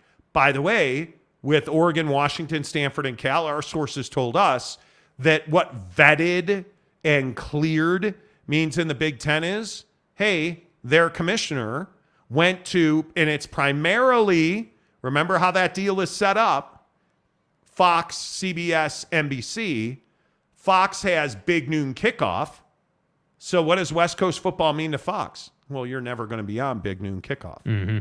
So Fox is out of that. So CBS and NBC, who have the 3:30 and later windows, have agreed to pay for Washington, Oregon, Stanford, and Cal to join the Big Ten. That's what that means. So I know pro rata is a big, sexy word, and everybody likes to throw it around like they know what the fuck it means. You don't. 9 out of 10 people don't understand how that works. The pro rata, that money is paid to the conference. The conference decide who gets what. So, again, that's why I look at Adela De La Torre, the president at San Diego State, saying the pro rata we deserve is about half of what everybody else is getting. It would have come off better if you'd have said something like the money we deserve, the portion or the share we deserve. The share of conference revenue that we deserve. Then I would have been like, okay, hey, Makes maybe total I sense. slightly disagree, but totally understand why you would say something like that. And if I'm San Diego State, I'm going in hot. Yeah, you got to evangelize for yourself. Somebody wants to throw some cold water on me and say, hey, San Diego State, you're worth $10 million. Take it or leave it. They're going to take it because it's still a big pay raise from the Mountain West. Yes. So there you go. All right, you're welcome. You're welcome. I feel worse now. Cowboy Country says, current Mountain West deal, $270, 12 teams, $22 million per team. I actually don't think that's what it is. I could be wrong. We've talked about this on the show before. The current Mountain West deal is less than that. I could be wrong. I believe it's less than, I actually believe it's far less than that. Because if it was, by the way, if it was 22, what did you say? $22.5 million, you would not be leaving the Mountain West for the Pac-12. That math does not make any sense. So, we'll see. Bryce Martin says, I keep seeing that Fox didn't agree to pay full share for the Pac teams. Only ESPN did because Fox doesn't own the football content in the new Big 12 deal. Fox, I think, and again, roughly, Fox owns 65% of the basketball and I think 35% of the football. And you just flip that right around. ESPN owns 65% of the football and 35% of the basketball in the Big 12. So the pro rata really is only, and I think this is something else people don't understand, and I've seen that contract, by the way. The ESPN portion of the contract has the pro rata in it. The Fox part does not. So Brett Yormark, Gonzaga is a perfect example. We've had deep and long, detailed reporting on this on our show. Brett Yormark didn't go to ESPN and say, hey, we're going to add Gonzaga. Well, why not? Well, because ESPN's not going to get anything Gonzaga. Right. Fox has agreed to pay to add Gonzaga to the Big 12 because all it does is rise everybody's ship there. Fox is going to make exponentially more dollars on that. So they would absolutely do that. So I Swear TV says, I wish the two just merged. it made too much sense. Yeah, and I think the arrogance of the Pac-12 got in the way. So many good games could be played. Just look at the out-of-conference games this year. Utah, Baylor, Texas Tech, Oregon, Colorado, TCU. Good games all at prime time, too. And BYU. Utah and BYU. Not rocket science. It is not rocket science at all. And it's, it's again why I always say, you guys, A, you got to hit the like button because that really helps the channel grow. But B, you got to get to tridaytrading.com/Monty because that makes too much sense for you. Mm-hmm. The interesting question I always get about tri-day trading is it a scam? Day trading's a scam. I don't know what makes people think day trading's a scam. Day trading is not a scam. Day trading is what we call a revenue stream and a prolific revenue stream. Yeah. Because it's not just, well, let me get in at 10 and I'm going to bail out on this stock at 12. Sure, that's part of it. Ins and outs, programming your algorithms, understanding your trades, understanding, the indicators, like all the things that have made tri-day trading the legendary company that they are. But things like Forex, which is foreign exchanges, currency, like trading the dollar versus the yen versus, like all of that currency exchange that happens around the globe. People are making millions of dollars a day on that stuff. Yeah. TridayTrading.com is going to teach you how to do that. Tri-Day Trading is going to show you how to do that. And you know how much it's going to cost you? $10 for a 30-day trial membership. That's it. That $10 goes to charity, so it's a tax write-off for you. At the end of that 30 days, if this isn't a fit for you, walk away. You have no obligation. And in that 30-day window, you're going to get everything that Tri-Day Trading has to offer. High-level coaching and education. You're going to learn their systems. You're going to learn their processes. You're going to understand that day trading is the out you've been looking for. Because I hear so many people saying, the number one thing right now I hear about Tri-Day Trading is, dude, I'm really upset they made me go back to the office. And I want to work at home. And I built this office. And if I hear one more dude be like, I spent so much money on my basement so that I could have an office in my house. Why would you waste that? Work for yourself. Open your own business. TridayTrading.com/Monty. Live the life that you've always wanted. Go on the vacations. Own the cars. Own the houses. Go golf every day. Do what you want to do because you work for yourself. So you're your own boss. Set your trades in the morning. Come home and find your paycheck at night. That's what day trading's all about. And in my experience, and I can only tell you my experience, when I worked at Yelp, I was in a Slack group with a ton of guys at Yelp that were all day trading. It's how I made my money on AMC. It's why I got out of Dogecoin when I got out, like made money Doge on to that. the moon, man. Right, because you have a community that supports you, and Tri-Day Trading is that community. You have coaching that doesn't end when you're done with their program. Stop complaining about your boss. Stop complaining about the gas price, the commute, the train fare. Start making real money and start making it for yourself at TridayTrading.com/Monty. Get your $10 30-day membership. Make sure you tell me you heard about it. On the Monty Show, coming up in 23 minutes, we'll go all NBA for you because this Bradley Beal deal with Phoenix, I think, is a game changer. And it's not in a good way for Phoenix. This notion that the Jazz should trade down is one of the most frustrating things I have heard from Jazz fans lately. Oh, let's trade down into the teens. You're crazy. You are crazy. We'll talk about all that coming up. OG Gary says, I built this office on NIL. Damn right, Gary. Yes, you did. 7 handicap McCluskey Bolton. Are you really a 7 handicap? Bro, you jerk. Dude. Jeremy, if you're a 7 handicap, I'm going to break a club over my leg when I see you. Swear to God, bro. Are you a 7 handicap? Man, I hope that's a lie. Darren Ingram says golf sucks. It doesn't, though. Doesn't suck. By the way, Darren Ingram, we need to start a new segment on this show. Darren Ingram's the type of guy. Darren Ingram's the type of guy who's like, yeah, man, I work a lot I never now. play. I never play. Guys, I never play. And, So, you Sunday, right? Father's Day. Well, I'm up at Canyons Golf as usual, like I am pretty much every weekend. Roll up on the 5th tee box, and Darren comes up, and he's like, hey, guys, can I join you? Now, look, I haven't played at all this year, and, Bro rolls up and pulls out a freaking tailor-made stealth, bro. And I'm like, all right, you know what it is. I haven't played at all. You know, I work so much. I don't have time to hit a golf ball. Right. This dude steps up and nukes up his drive like 3 bills, like more than 3 bills, on a straight line right at the green.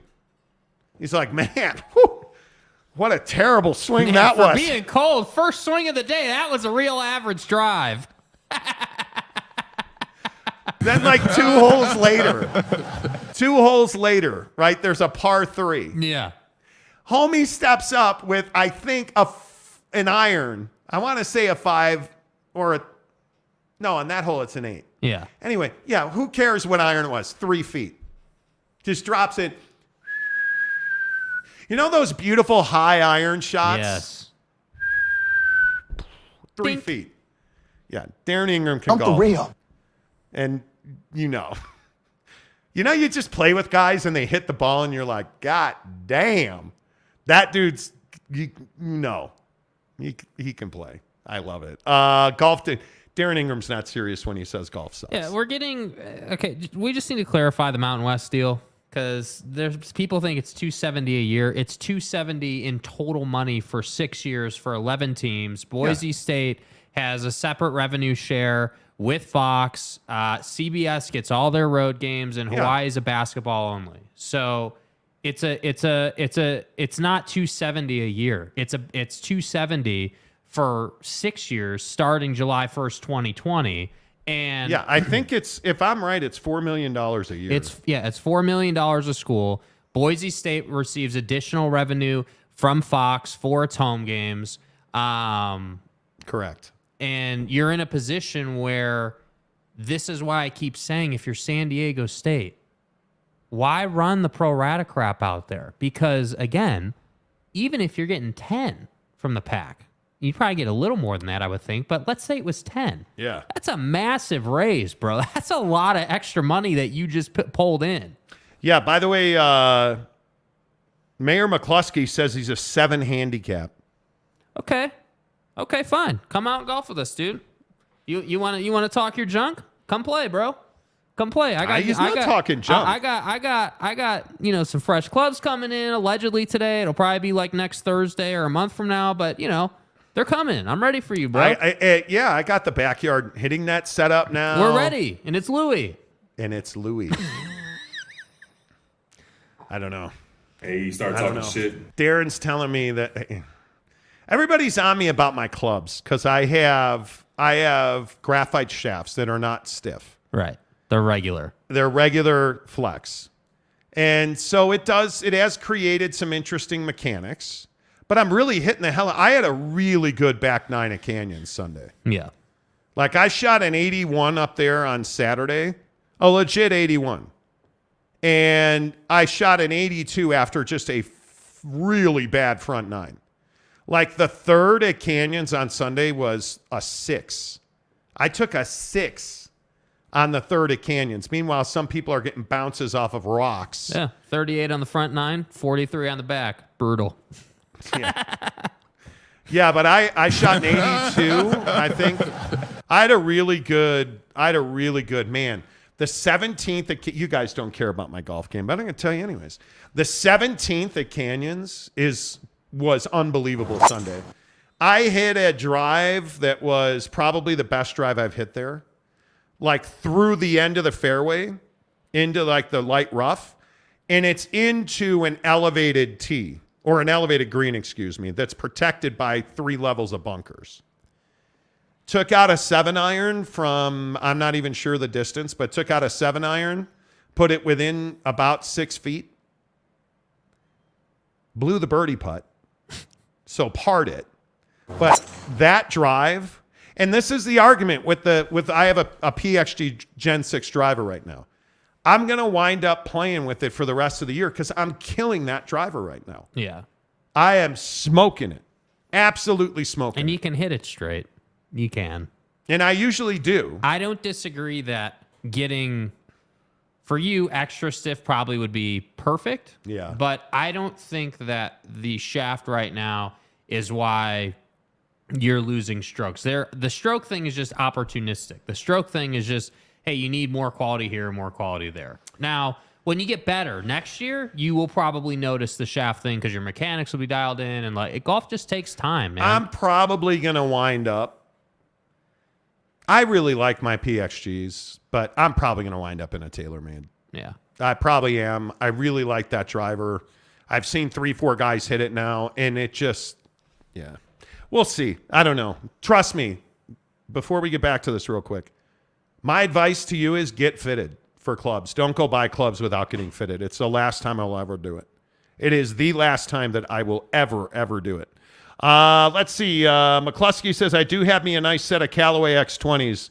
Them's be my club. Yeah. It's nice to have nice clubs, man. It really is. J.K. Marshall says, regular graphite shaft is holding you back. It is.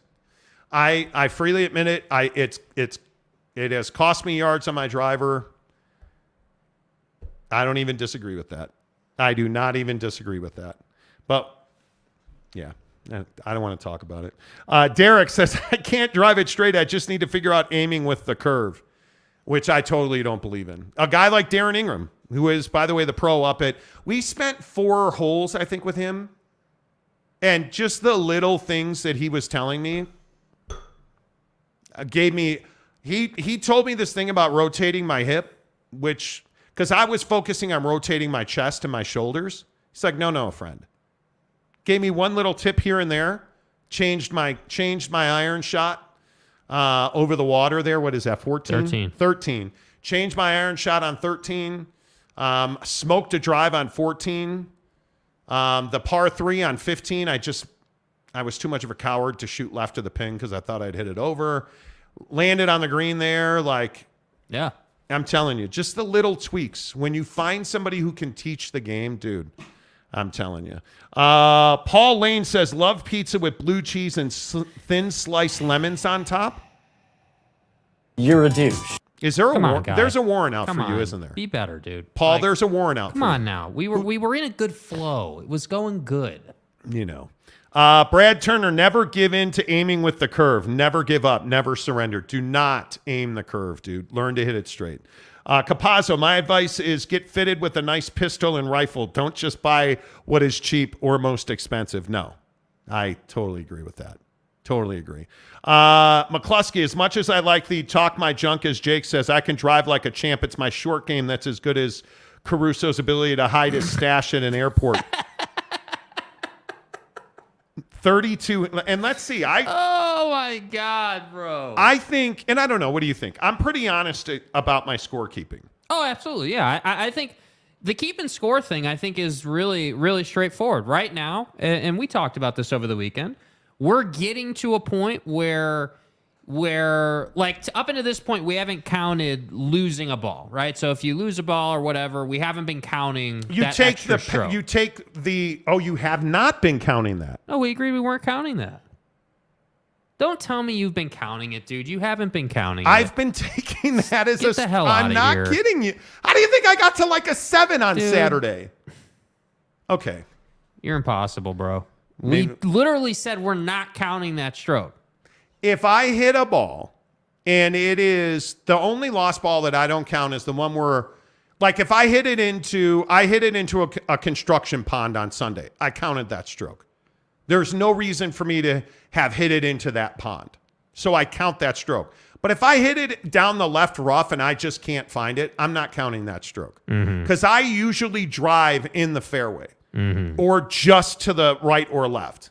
But I am not going to penalize myself on like when we were at, what was that? Mountain View. Brutal course. Mountain View was a joke. You should learn to cut grass. I know it's crazy at a golf course. UMFers should learn to cut grass. Like drives right down the middle of the fairway, we couldn't find them because the grass was so long. I'm not counting that as a penalty. I'm not doing that. Now, if I hit it into a construction site, I'm counting that as a stroke. Absolutely. Absolutely. And I'm an 11 handicap doing that. Now, maybe if I lose a ball, I should. But it's what we were talking about during the U.S. Open yesterday. If you play at LACC alone, it's just you two playing. Oh, you're never going to find your ball. Yeah. You're never going to find your ball. So, but that's what I like about canyons. Generally, you can find your ball. Yeah. And Tanner, what do you mean? I wouldn't be shocked if Monty wasn't counting it. Tanner's been in this mode where he just wants to fight about everything. Like, what are you talking about? Michael Peck says it's all in the hips. Yeah. Cougar Track says the best club in golf is the foot wedge. But see, I think people think that. Here's the problem with the foot wedge. What does that even mean? Kicking a ball. Like, dudes, if you shy away from difficult shots, you're never going to improve. Yeah. We talk about this all the time. Best tip Darren Ingram's ever given to me. One thought, hit the ball. Yeah. Absolutely what I was doing bro. yesterday. One shot. Because I don't need more distance. What I need is to dial in my length on each club. So like if I'm hitting a 7, I have no idea how far I can hit a 7. So I'm messing with my swing tempo, which causes me problems. Yeah. Right? Like it used to be that on every iron shot, I pushed my hands forward before I swung. Creates terrible habits. So now I've stopped doing that. And it's made all the difference in the world. Keeping my hands close. Like all those stupid little things I've worked on that have improved my iron shots. I need to get better at all that now. But I need to also understand how far does my 6, 7, 8, 9 go? Right? Because there really shouldn't be that much difference between an 8 and a 9. There shouldn't be that much difference between a 9 and a wedge. Right? There should not be. But if you don't know if one goes 50 yards and another goes 100, you're going to constantly struggle. There was a fairway yesterday where I know I should have put the fairway wood away and hit a 6 iron. But I was in between. But I don't have a 4 or a 5 iron right now. All I've got is 6 through gap wedge and a 52 I just got for Father's Day. That's what so I have a driver, wood, and those irons. Which, by the way, the Volkey wedges are just incredible. Yeah, Volkey wedges are amazing. It's just like, yeah, it's one of those things where, man, and I'm telling you, golf balls matter because I am hitting, and people laugh at me when I say this. The Kirkland golf ball from Costco is the best ball that I hit right now. Flies. It absolutely flies. Yep. The one that I really like hitting is a noodle golf ball. That ball just explodes right off. But my favorite golf ball right now is that Kirkland, and they're getting harder and harder to get. But I'm telling you, man, you shoot that. You hit a Tom says drive for show, putt for dough. It's true. It's true. It is. And I have not been practicing my putting at all because I've been so intensely working on my irons. So I have really been working hard on my irons. And it's so funny how different our games are, too. Man. That's the funny part. Like when we're out there, this guy can drive it a mile. Can't drive to save my life. Can hit irons. Short game's fine. Putters day to day. You know, but like it's so when we play together, it's so funny because our games are so different. Jake said to me yesterday, man, I really wish I could drive like you. Look out when I learn to drive. And he's like, yeah, but my short game's way better. And it is. He's a better. I routinely lose the hole on my second shot. It's not my chips are fine. My putting is generally fine. My second shots are horrendous. Yeah. At times, like. But now I have a 52, so I don't have to mess around with a lot of that. The 52 helps a lot. Because I didn't have a wedge in the 50s at all. I had like a gap wedge and a wedge, which essentially is within a couple of degrees. And that 52, it allows me to put the ball close to the hole.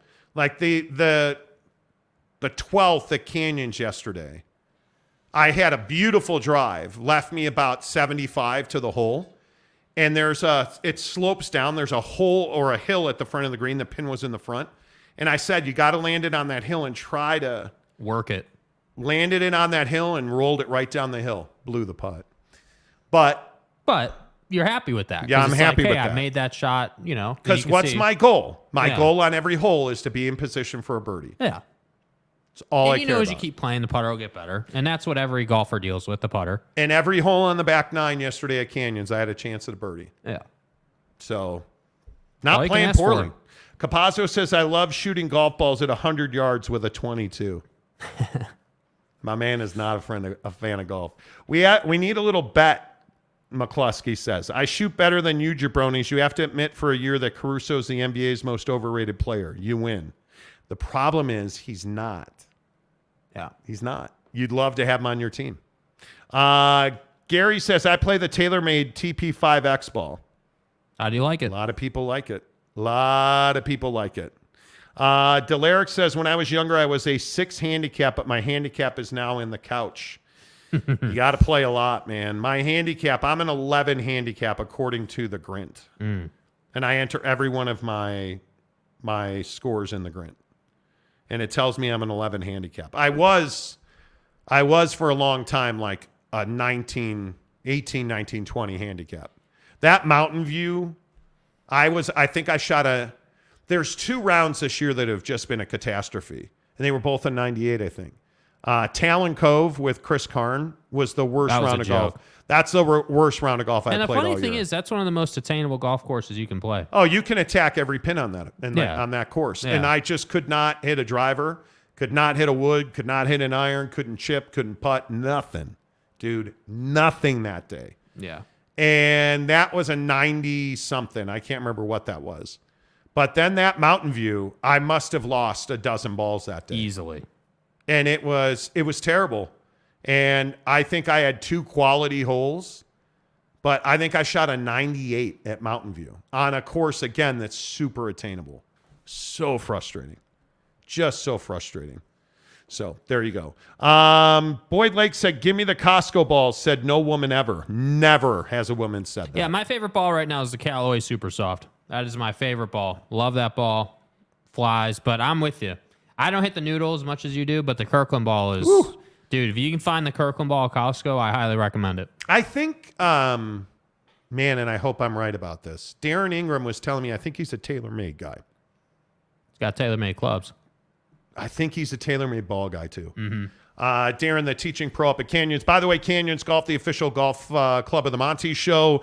You guys come play with us at Canyons. We're up there generally every Friday, Saturday, Sunday.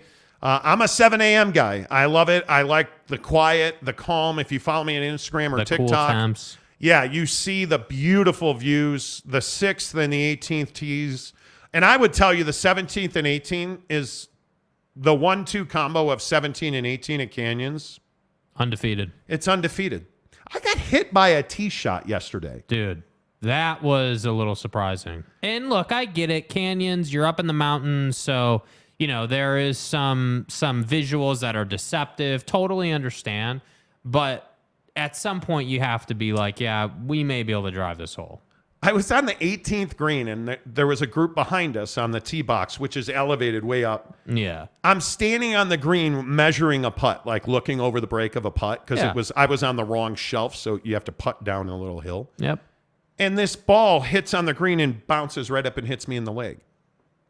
I'm like, what the hell? And it's just a douche thing to do. That is, and we see this at Mulligans all the time. Regularly. People don't understand the decorum. I'm a big decorum guy. You are. Pace of play, I think you have to respect the people behind you, but also the people in front of you.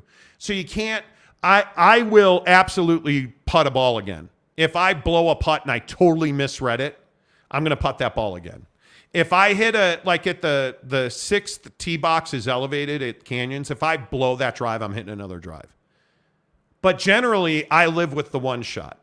That's it. I live with that shot, and I try to keep moving because it's busy. And we've all stood on tee boxes or on fairways waiting for people, right? And at Canyons, that never happens. The people usually are super good about it. Pace of play is usually locked in. Like, I have never had a pace of play issue there. And I just wish people understood not even the rules of golf, but just like the decorum of golf. Common sense stuff. Yeah, that was crazy. Jimmy says playing golf. Friday's playing golf. I knew it. Last Friday we were not playing golf. We were not having internet. No, we were being pissed about it. Yeah, it was not fun.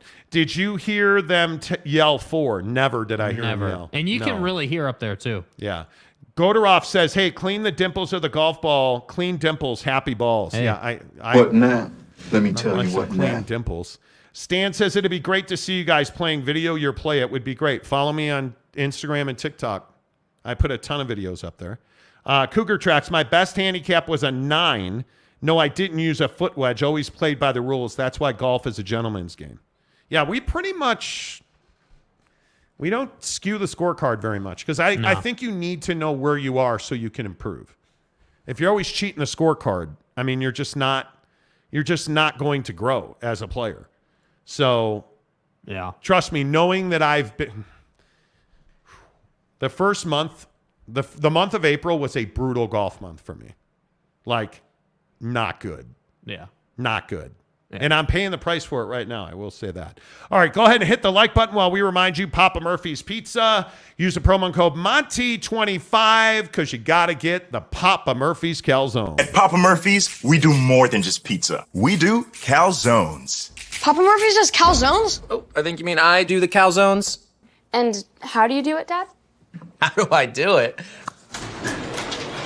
How do I do it? Well, we do it with fresh ingredients and hand-shredded cheese tucked in a scratch-made dough. That's how, honey.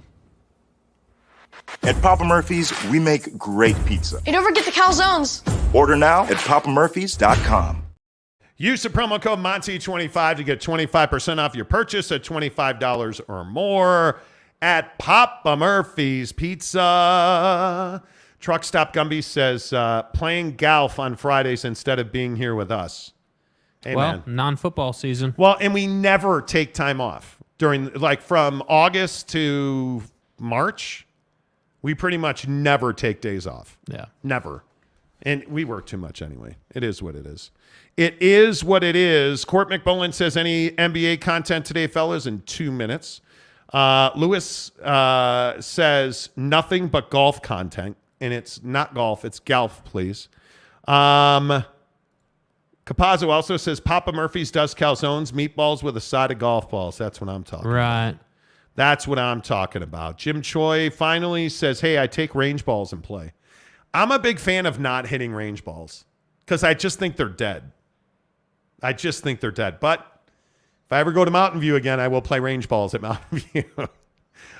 That might be the one course I'll never go back to. Yeah, I'm not really interested. It was so poorly managed. Like, the problem is you play at Canyons Golf, and it's so perfectly manicured. You go to Mountain View, and it... Yeah. Okay. On the Monty Show, as always, is presented by our good friends at Bucked Up Energy, buckedup.com. Use the promo code Monty to get 20% off your purchase at buckedup.com. You guys, you got to go get the buckshot. Free samples of buckshot. Free, more to the point, I know a lot of people have taken advantage of the buckshot. Have you guys tried Bucked Up Buck Bars yet? They are just so fantastic. There's a link below in the description here on YouTube. And if you're listening on the audio podcast, mwah, love you guys too. Thank you for that. Make sure you use the link in the description below to get your free sampler pack of Buck Bars, 17 grams of the best protein you can get, whey protein isolate and protein crisps. They freshen those things up with sweeteners like dates, fresh from the tropics. You got to love that. Quality nutrients like, again, not all protein powder is made equally. Whey protein isolate is the way that you absolutely want to go. I'm telling you now, the Buck Bar is the best bar. I've freely admitted this in the past, and I'll say it again. I hate protein bars. And I love that Buck Bar because it doesn't taste like your average chalky, terrible, protein bar. The Everything Bar is phenomenal. The Snickerdoodle that you see right there is phenomenal. They have great taste. And they fill you up. I wouldn't call it a meal replacement, but it'll charge you up to get you through your day, man. Absolutely get a sampler pack right now. In the description below, use the promo code Monty to get 20% off your purchase at buckedup.com. Let's talk a little NBA hoop on the program. Boy, did the Phoenix Suns set the world on fire with Bradley Beal. I don't know why I'm just not a believer in this trade. I understand that you had to move Chris Paul off your books. That's an absolute win. But Bradley Beal is a guy who I don't believe wins you a championship. I don't think, and this is the hardest part, and I've thought long and hard about this, and I've talked to a lot of NBA guys that I know. I don't believe that Bradley Beal moves you closer to a championship. That's the hard part for me to digest about the Phoenix Suns. Their issues are not scoring. They're not scoring. They had no problem scoring. Their issues are defense, specifically transition defense. Their issues have been, in my opinion, rebounding and outlet passing have not been good. Bradley Beal does not fix that, in my opinion. And the bigger issue is you have Devin Booker, who before your eyes during the playoffs blossomed into one of the best scorers in the NBA. And now you're going to take the ball out of his hands more. I understand that Kevin Durant, is 35 years old? He's aging, he's injured. Maybe he needs less of a load, right? We get that. But does Devin Booker really need less time on the ball? Does Devin Booker need less opportunity to shoot the ball in critical situations? Because you can't tell me that Brad Beal is coming to the Valley of the Sun to shoot less and have less of an offensive impact. And oh, by the way, this trade did not include DeAndre Ayton, which I also think is a huge question mark for this club. And now here's the bigger question. Can you flip DeAndre Ayton this summer to improve depth and defense? Because, by the way, the other thing that everybody's forgetting about is they also sent out Landry Shamet in this deal. Now, Shamet obviously is not a guy that's a world beater, but he was depth.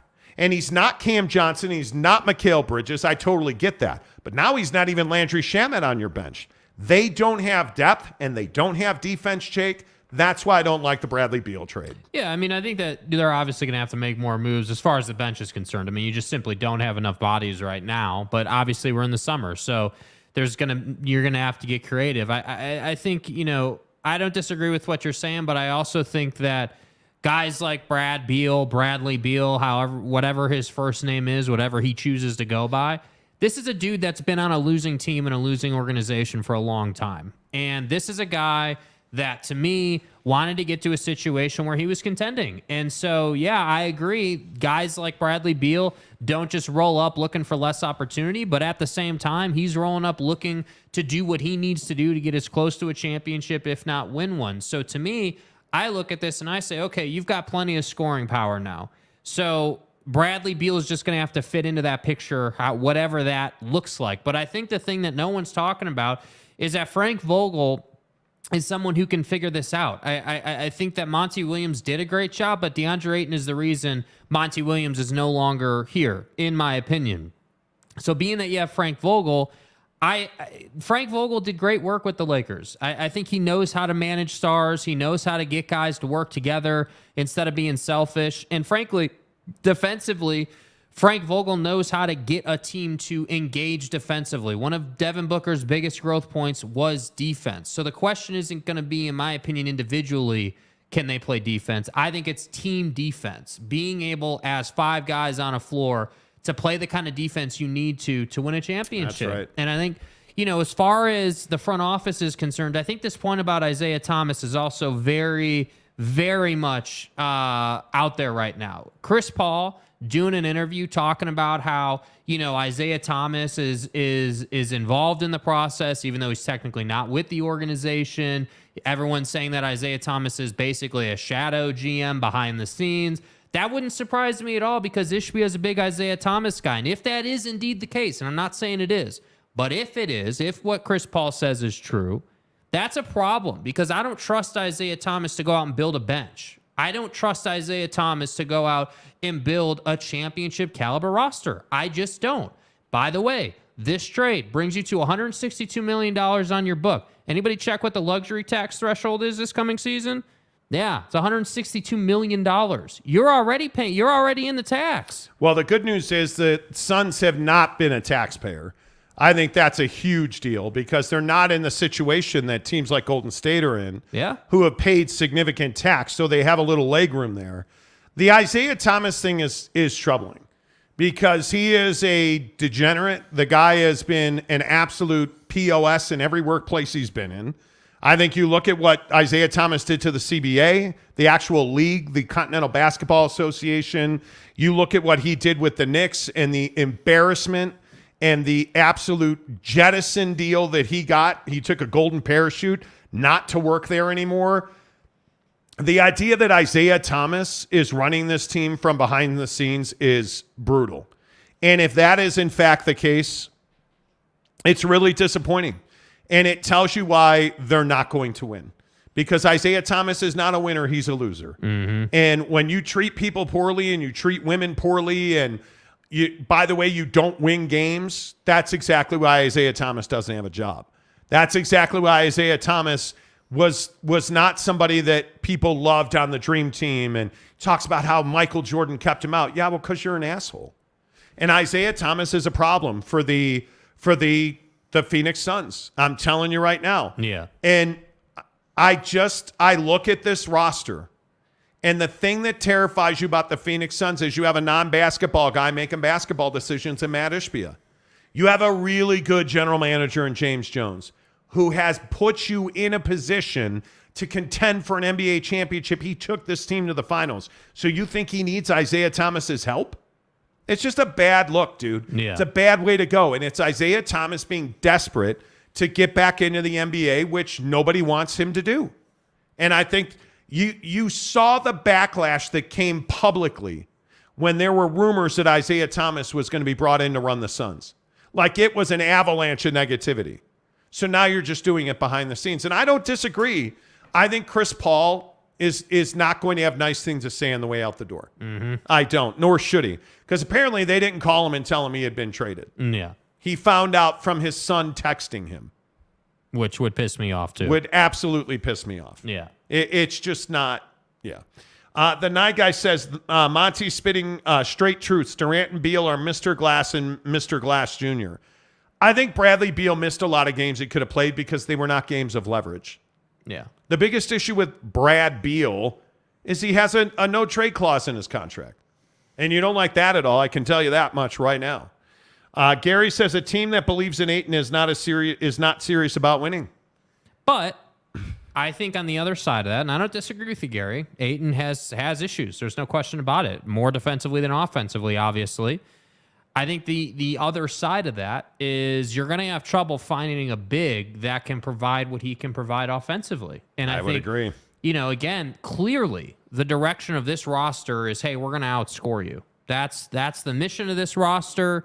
I agree with the people out there saying that this is Brooklyn 2.0. Yeah, it is, but at the same time, it's not, because you don't have Kyrie and James Harden, two prima donnas that had issues up until their next teams. This is Devin Booker, who's already shown he can play with Kevin Durant and be incredibly effective. And this is Bradley Beal, who's been through a lot of different things in Washington. So to me, Bradley Beal's just now getting his chance to show just how good he is. Because I'm a huge believer that when you play with, the best players in the world, you're going to get, more quality opportunity. I mean, just think about the idea of, running sets where, hey, you're going to get the ball to Devin Booker and the defense is going to come to Devin Booker. And yeah, that's right. He's kicking to Brad Beal on the wing, who's going to, absolutely dominate that second tier defender that's coming to him.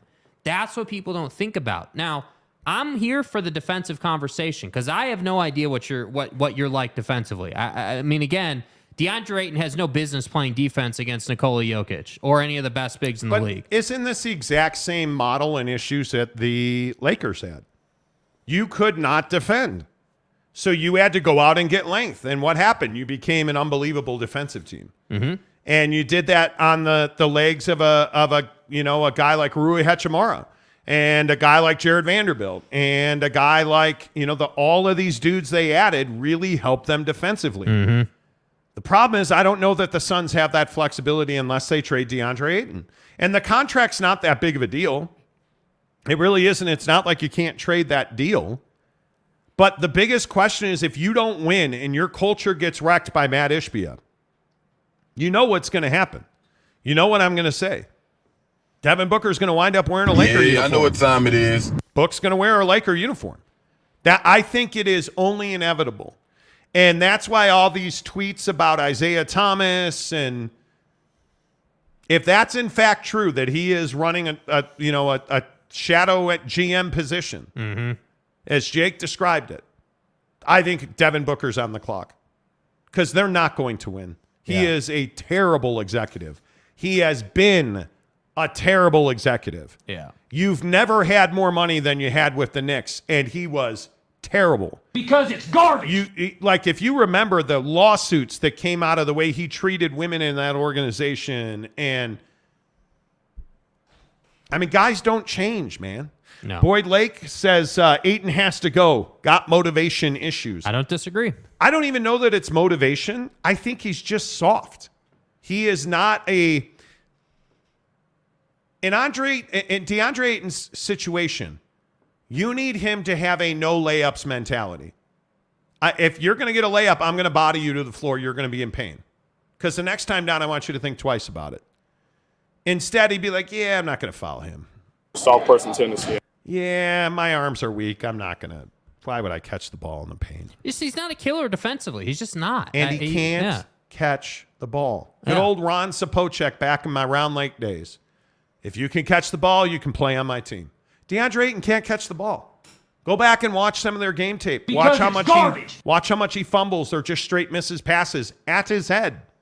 Forget it if you throw it below his nips. It's over. You go below that guy's chest, you're done. He's not catching it. Yeah. But he should be able to catch everything at his face or above, and he can't. It's a huge problem. Capazzo says the Suns are going into it nosedive with no return in sight. Hope that's wrong. On the Showgrum, he should go by BB. Okay. Who's that? Who Brad do you want Beal. me? Brad Beal. Okay.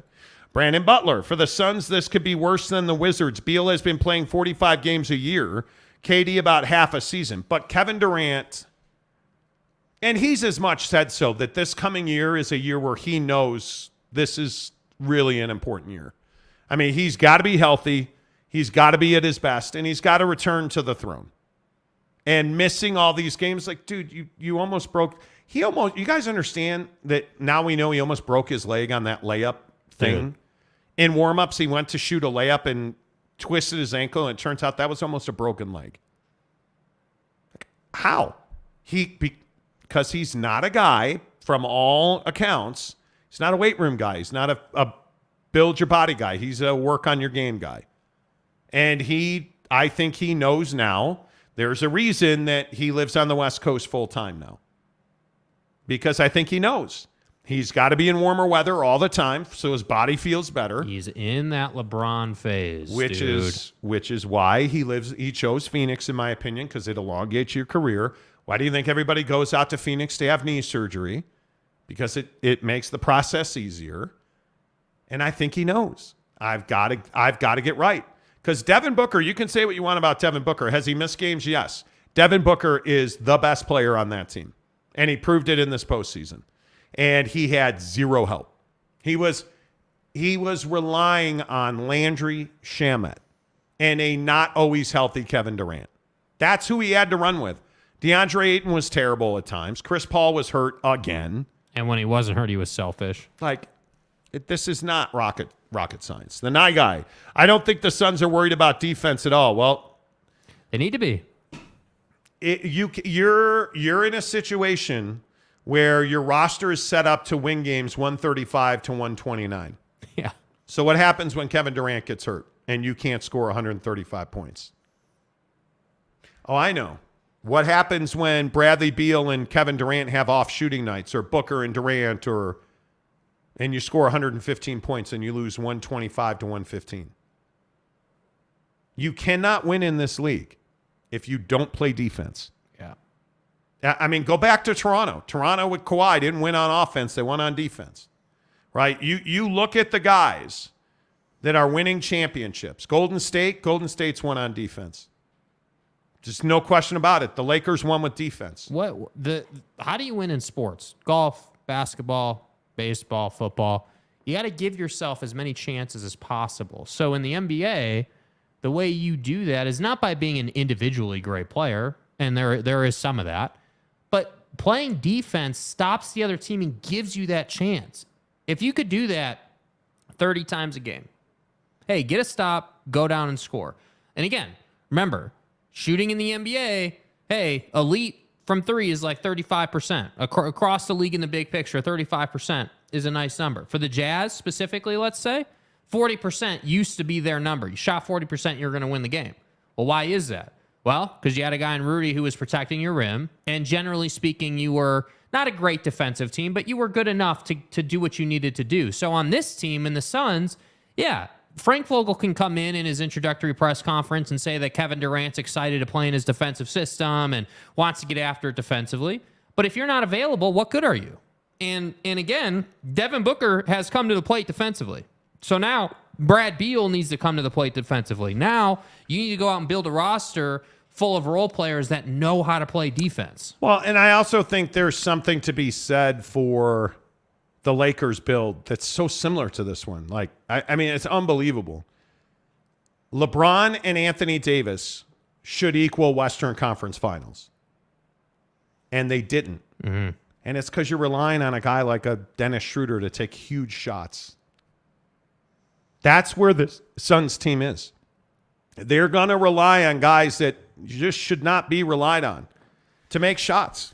So even when those three guys are at their best, let's say you get 70 points out of those three guys. Let's even say you have a crazy night and you get 75 points out of those three guys. They average 25 points a game. Where are you going to get the other 50 points?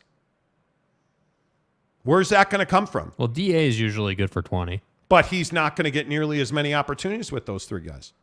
Well, so if DA gives you 10 points and 15 rebounds, okay, so now you're at 85 points. And let's get crazy, 90. Let's call it he's 15 points. Who else is there? Yeah, Jock Lawndale? I think you got to. That's where you got to build a roster. I mean, I think you have to find your way to that. I mean, I agree. I agree that DeAndre Ayton is that piece that I feel like I agree with keeping him out of the Wizards deals if you had the intent to move him in another deal. I agree with that strategy because you need to have the value. I mean, again, you've sent out Chris Paul and Landry Shamet. Like, those are two of your biggest trade pieces. So, again, keep Ayton out of it. Dude. But now we need to go and make another deal. And that other deal, because the other side of this, too, and this is the part that I really don't like, but you understand it. Your draft is effed for the rest of this decade, as they say. I mean, your picks are leveraged essentially until 2030. So, with that being the case, if I'm the Phoenix Suns, I'm going to say to these three, hey, we're trading DeAndre Ayton because, A, we have no picks, and B, we don't have a bench. So we have to move him. It's not a choice. It's not personal with DA, even though it kind of is. But it's not personal with DA. But we got to move him to create options. We don't have any more options. Bro, are you okay? Oh, excuse me. And by the way, you can't. Damian Lee's the guy you're going to rely on? No. Come on now.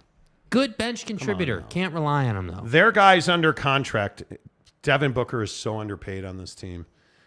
Kevin Durant at 47.6 with $150 million remaining guaranteed. Mm-hmm. Brad Beal 46.7 with 207.7 remaining. Book at 36 with 260 remaining. DeAndre Ayton 32.5 with 102 remaining. Very tradable contract. Yeah. Cam Payne has a partially guaranteed deal. He'll be gone. Jordan Goodwin will be gone. Ish Wainwright, Movable. Club option. Not married to him. You don't know. And Isaiah Todd for $1.8 million. Like, you've got three players on this roster. That's it.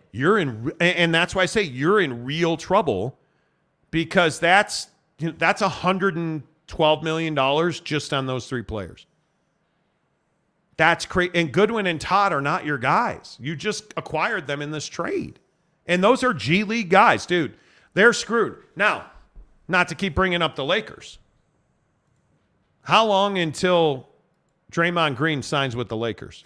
Because this is. Draymond to the Lakers, Chris Paul to the Clippers. It's a done deal, right? Well, Chris Paul to the Clippers, I think, actually has more legs than people want to believe. Mm-hmm. I think Chris Paul to the Clippers as a backup point guard.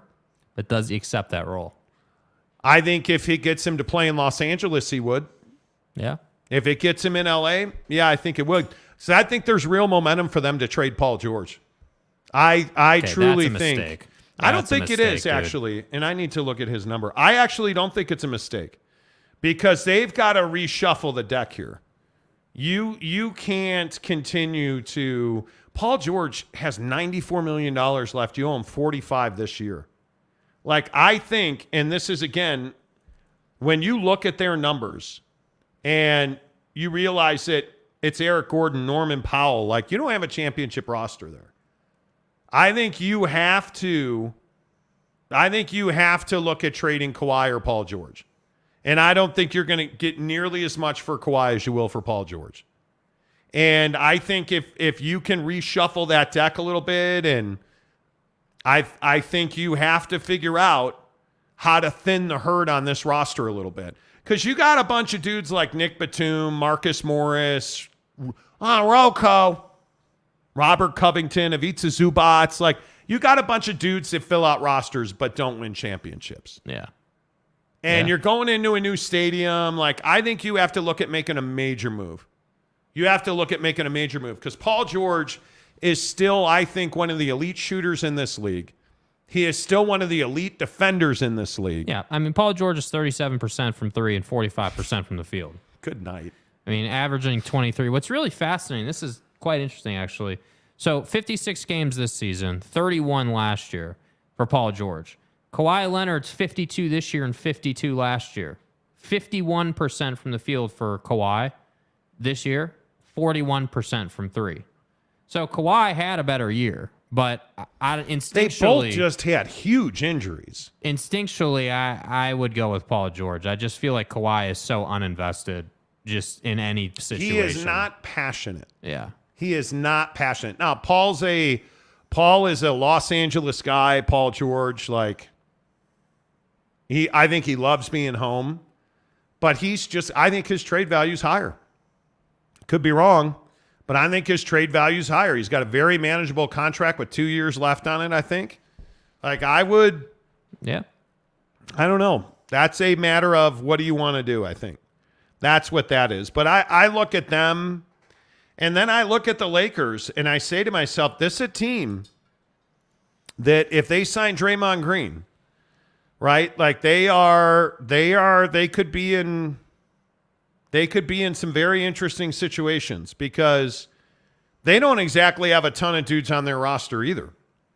I mean, you look at the guys that are rocking guaranteed contracts, it's LeBron, and that is to be determined, LeBron, Anthony Davis, Jared Vanderbilt, and Max Christie.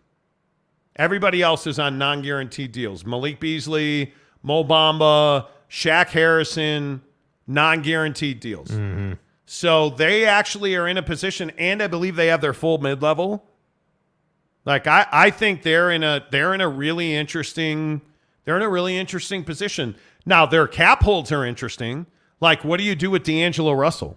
Yeah, that's a decision for sure. I think you got to have a bunch of conversations around the league and see what you can get. Yeah, bird rights on him. Rui Hachimura is a guy you got to bring back. Yeah. Rui's a guy that he's only going to cost you probably, I would guess, $40 million. You got to bring him back. But the big one is Austin Reeves. Yeah. Are you willing to pay the luxury tax to pay him $100 million? I think you have to. Nah, I don't know if you have to. Dude. $100 million for Austin Reeves. Yeah. Yeah. Yep. That's a lot of scratch, bro. Yep. That's a lot of scratch. He can be on your roster or he can be in the Western Conference somewhere else and beat you. What are you going to do? Ken says, later, guys. Have a great day. Ken, thanks. Hey, appreciate you, you, buddy. Yeah, I don't know, man.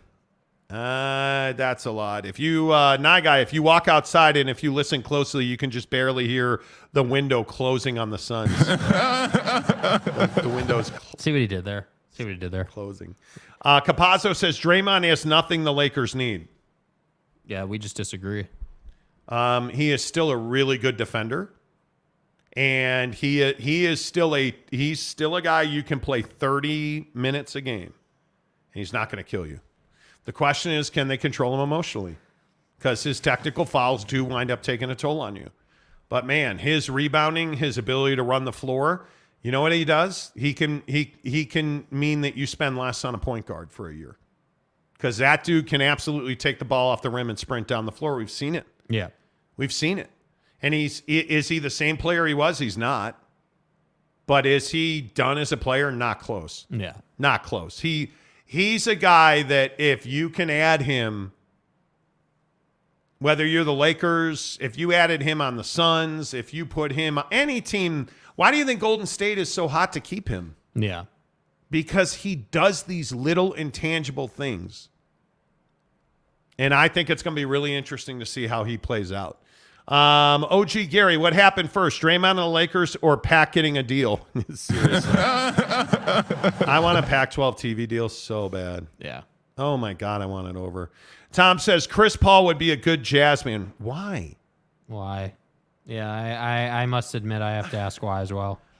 Like the Jazz, in my opinion, the Jazz don't need a big money veteran. You have that guy already. What you need is you need a really good. I think you need to draft a point guard. I'd be drafting a point guard, and I would be going out and trying to make trades to fill your roster in just enough to be a 6, 7, 8 team. You're not ready to sign Chris Paul because you're not ready to compete for a championship yet. And I understand why you might like Chris Paul, part-time player, rental basically. I get it. But you're not there yet. I mean, again, you're still trying to solidify positions on this roster. Like you need a Scoot Henderson type guy. Like whether it's Scoot or someone else, like you need a guy to come in, sit in the driver's seat and run your offense. You need that because, again, for all the Jazz fans in the chat right now, I don't have to tell you this. You know how inconsistent this team was as far as pace of play and, a first half was awesome, second half was a mess, or like vice versa. And that's simply a product of not having leadership at the point guard position. Again, as much as I loved, Colin Sexton and I'll even bring Jordan Clarkson into this mix last year. As much as I love those guys, they're not like leaders. They're not like best player on your team guy. Jordan Clarkson is someone they elevated to starter because we thought they were going to try and trade him, and then they didn't, and now he's a free agent.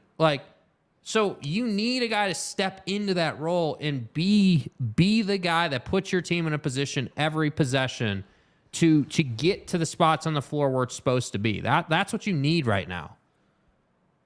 I don't think the Jazz are going to be able to trade up to 2 or 3. But if you can get to 4 or 5 and you can wind up with Cam Whitmore, yeah. Again, look at the body, bro. Look at the body. 6'8", 235, played at Villanova, so you know he's fundamentally sound. That workout last week, there's a ton of tape around on the workout he did with Carmelo Anthony. Dude. Yeah. Like that, he's...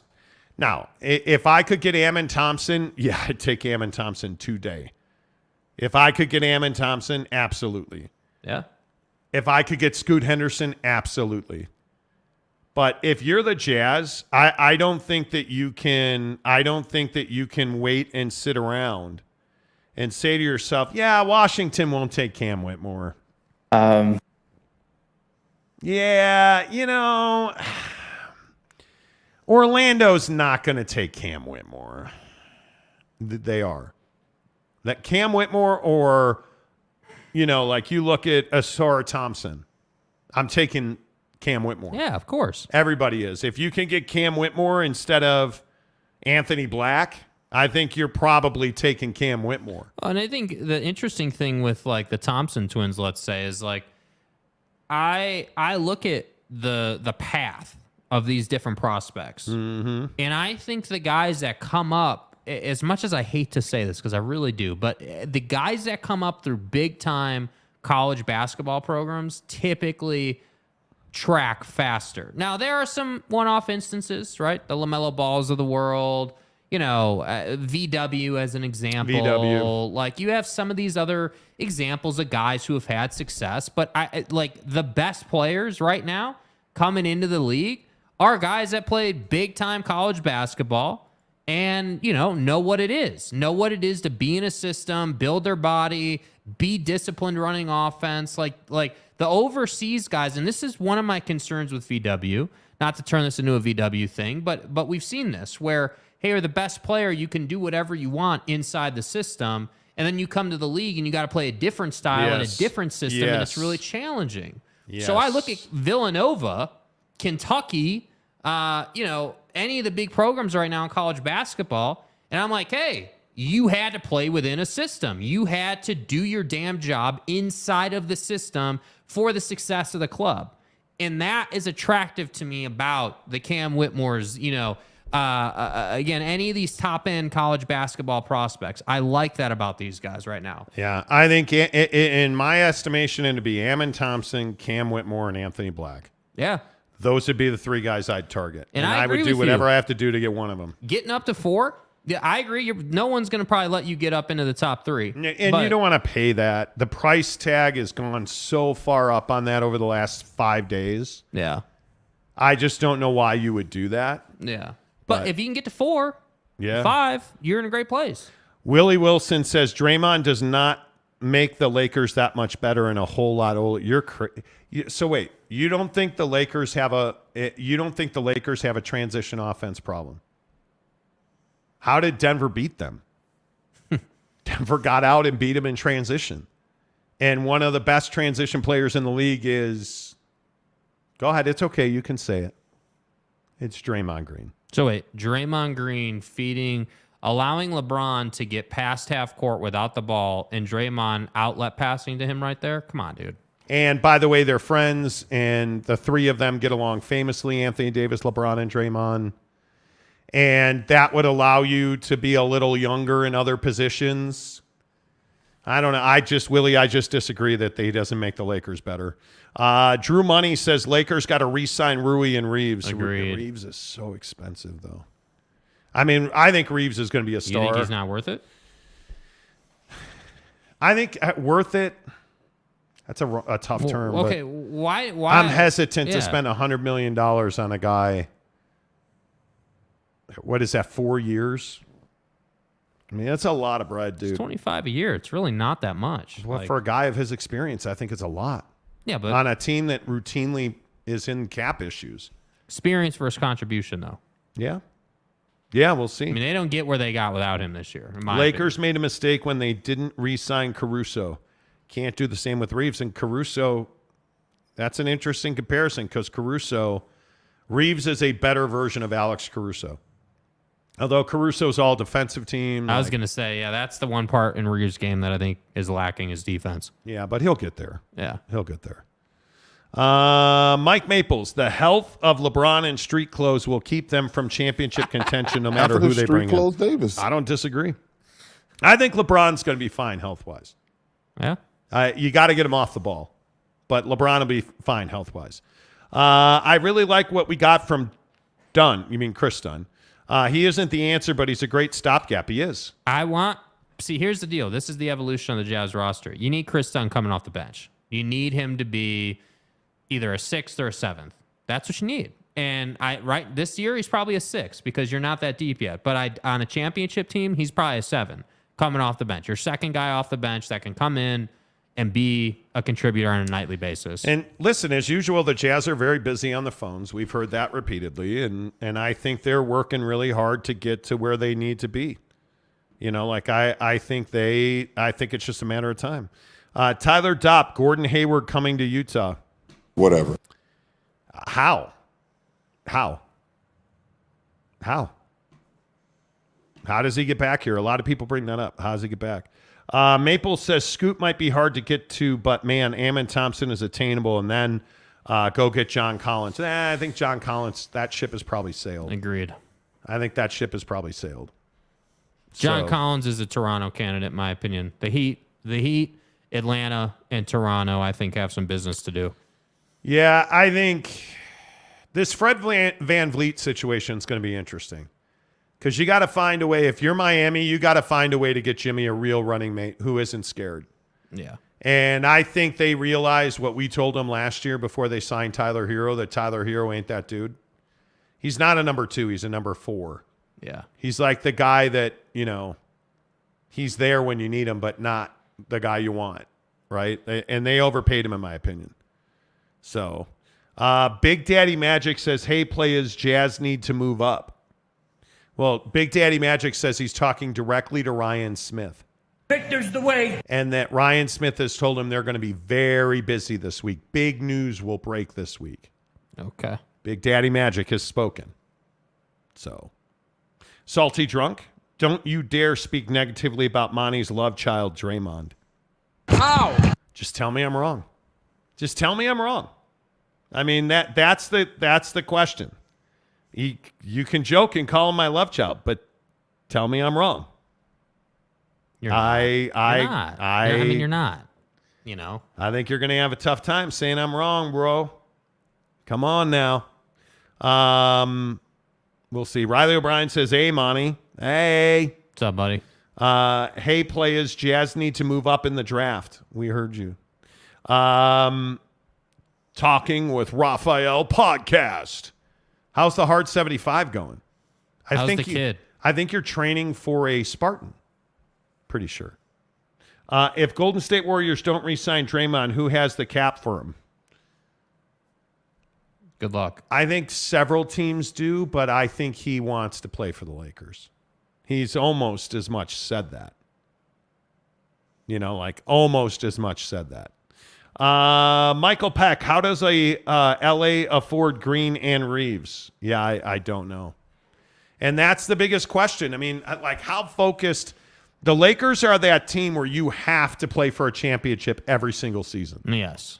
And I think the way that they restructured their roster, Rob Pelinka is a magic worker. Like, well, I think it was fascinating, like the roller coaster last year. I mean, just being being a play-in team and then, you know, scratching your way through the playoffs just to get eliminated by Denver. And that, like, that was a grinded out type season. And I think you're going to be faced with more of those seasons as you continue to be in luxury tax and be a championship chaser. And I respect it. I do. I'm not even criticizing them, but you got to know what that is and what it is. And that's why I say, like, okay, if you're going to go that route, you got to have three guys that are cha-ching every single night. And that's got to be LeBron, AD, and in my opinion, Austin Reeves. Dude, I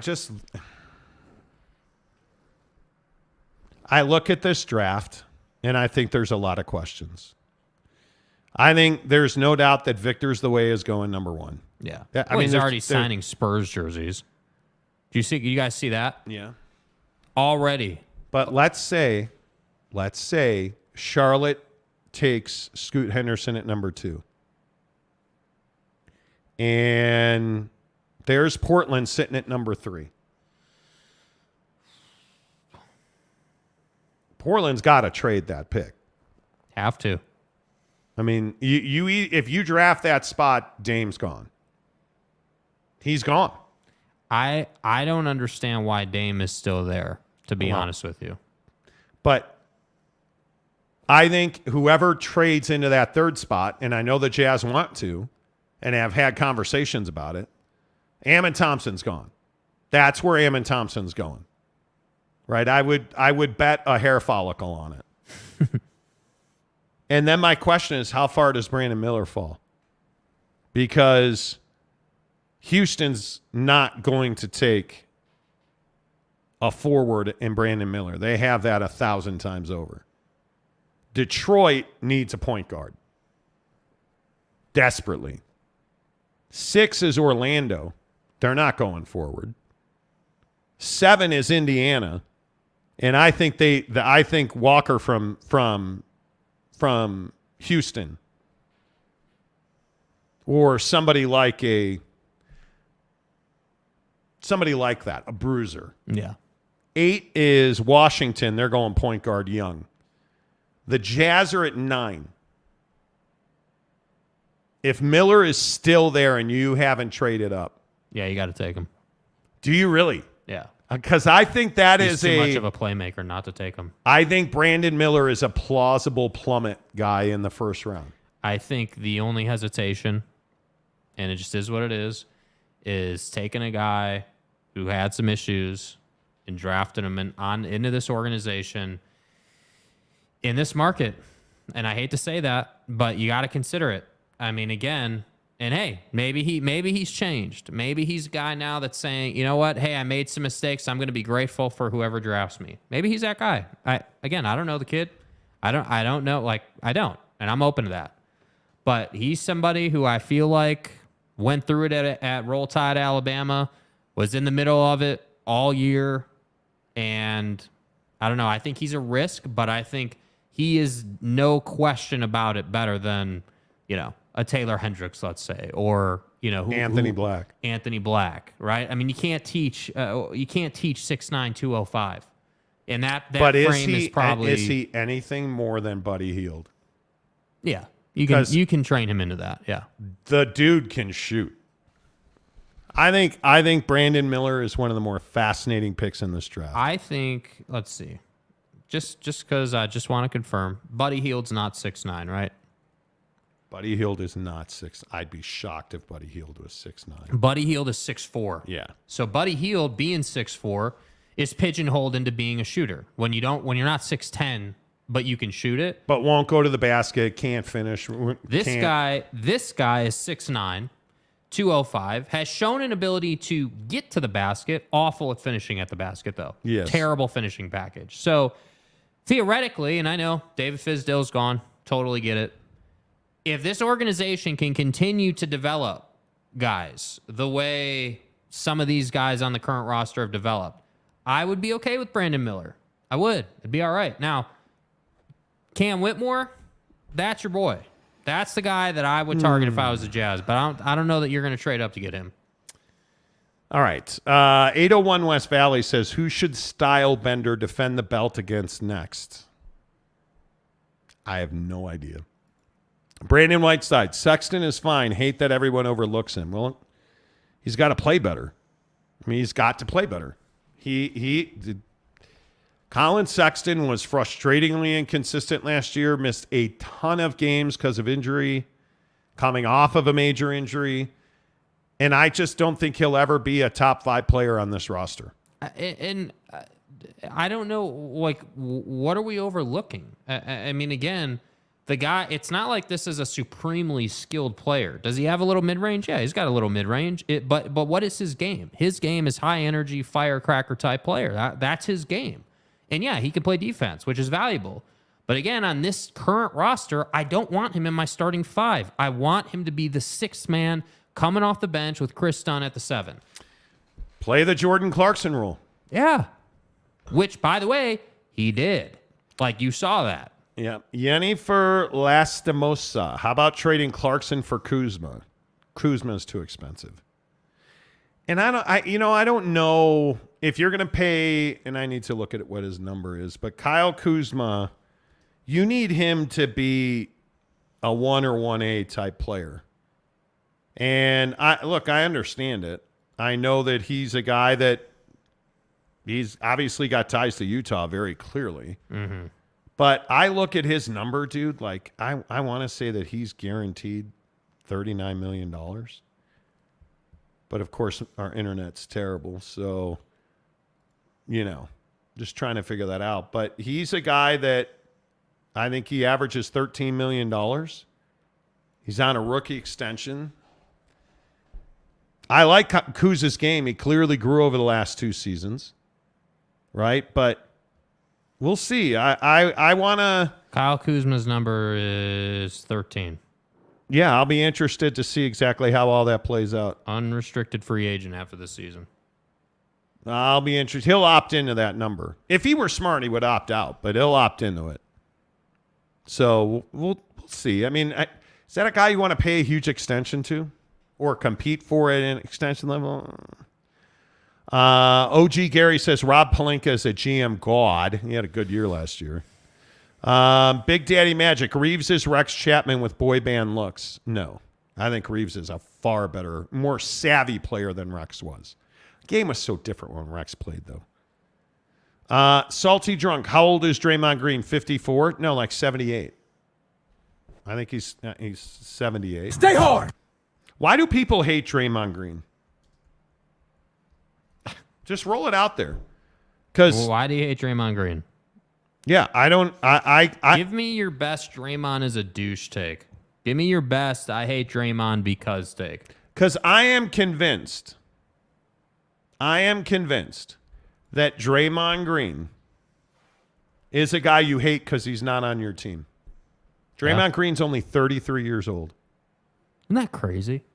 I think you hate Draymond Green because he's not on your team. That's why I think people hate Draymond Green. Because if Draymond Green's on your team, you love him. You love him. He's in the other player's head constantly. Now, nobody likes that he bitches at the official so much. But, man, I love rings and I love legacies. And without Draymond Green, Golden State has neither. Because they don't win without him. Period. So, yeah. We'll see. 801 West Valley. Reeves signed that big shoe contract. Lakers need to follow and invest in the future. I don't think you cannot. Yeah. That's what I think. Capazzo says Dre is so old he eats chunky soup for dinner. That could be. Chicken noodle, chunky soup. Other than trading Luka, what is their best option in this draft? What? Who are you talking about, man? The Mavericks? Big Daddy Magic. Anthony Black is good kid players. He is a very good player.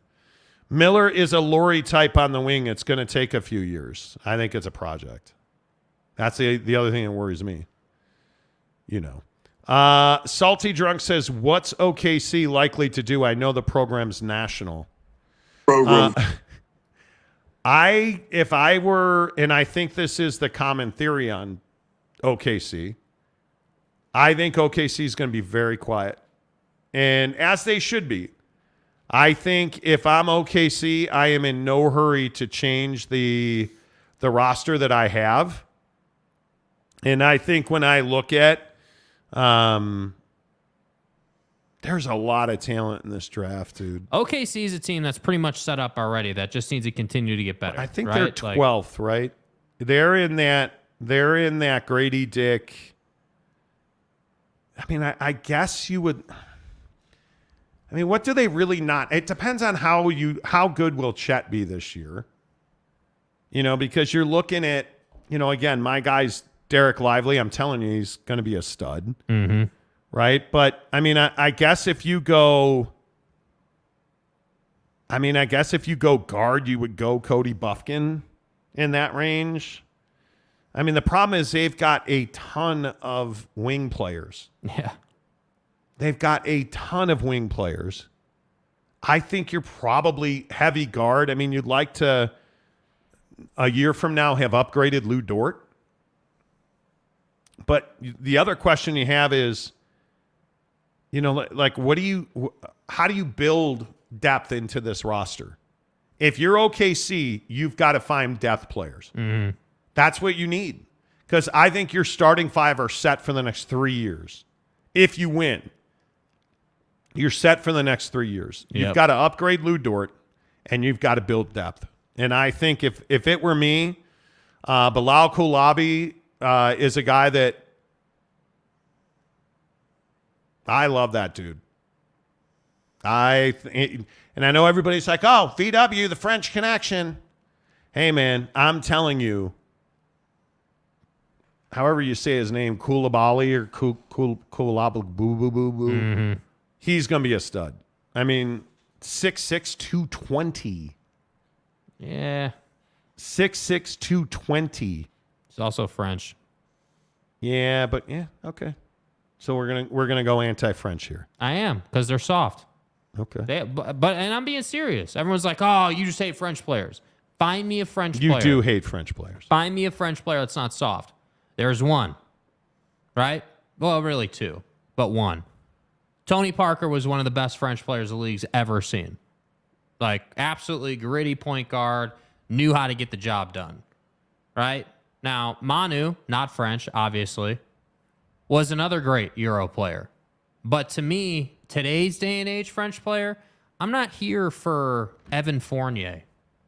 Not here for that, dude. I'm not here for, you know, is Dragan Bender French? Like, I'm not here for these average-ass French players who... Average-ass French come over players. Here, command all this money. They come over here and like, they want their damn... They want their baguettes for breakfast, and I'm just not here for it. Go have your cappuccino over in some weak-ass French league. Like, this is the NBA, dude. Like, cappuccino's Italian, dude. Okay, great. Whatever the French version of a cappuccino Yeah, Italian, is, dude. French, fuck them. That's, you know, Yeah, I'm just like, telling come you on. now. Fucking Cole Beasley. Might as well be French. I am not doing French toast every day Not. in the training table. Too many other options, bro. Dadgummit. Too many other options. You know. Darren, Mr. 350 yards off the tee, Ingram. Detroit needs a point guard. Cade, their guy. I don't think they need a point guard. I think they need a forward.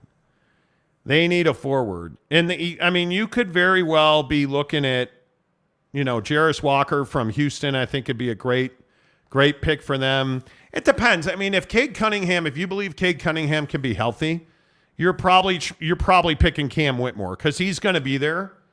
He is absolutely going to be there.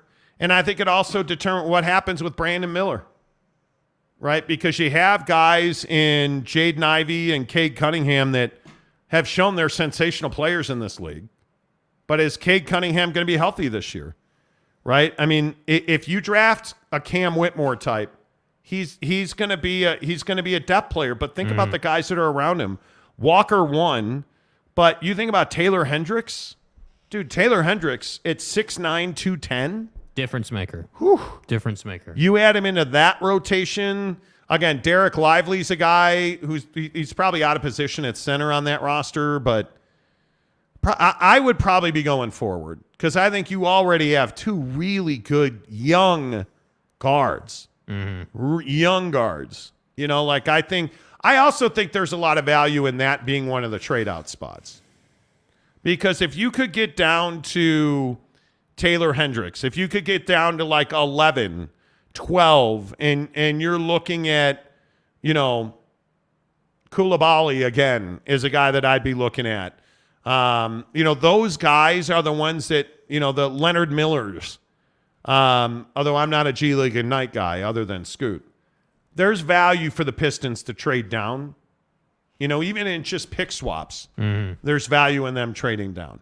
So you need an heir apparent to a guy like a, Bajan Bagsnatchevich. Right. You need maybe Brandon Miller's your flavor of the day. I think it's interesting. The Nye guy says Kuz is a free agent. I thought his player option was next year. I should have looked. I apologize if I got that wrong. I am not going to contend. I am not going to compete for Kyle Kuzma. I am not doing that. I like Kuz. I don't know. No. It is this coming season, 23-24, is the player option. Yeah, so he's going to decline his player option and become an unrestricted free agent. Well, but why? If you're the Jazz, ask yourself this. Yeah. If you look at this roster right now, so he would be your 3, obviously, right? He'd slot in as your 3 because you're going to probably have to pay him a nice sum of cash, right? And there's going to be competition. The Sixers are in on him already. Yeah. Right? So I don't have any doubt about that. But if you put him with Walker, Laurie, Kuzma, your 2 then at that point is Ochai Agbaji. Draft a point guard. Maybe Collins starts another year. Your point guard comes off the bench. That's the making of a roster. And that certainly, is that a playoff roster? Probably not. It depends.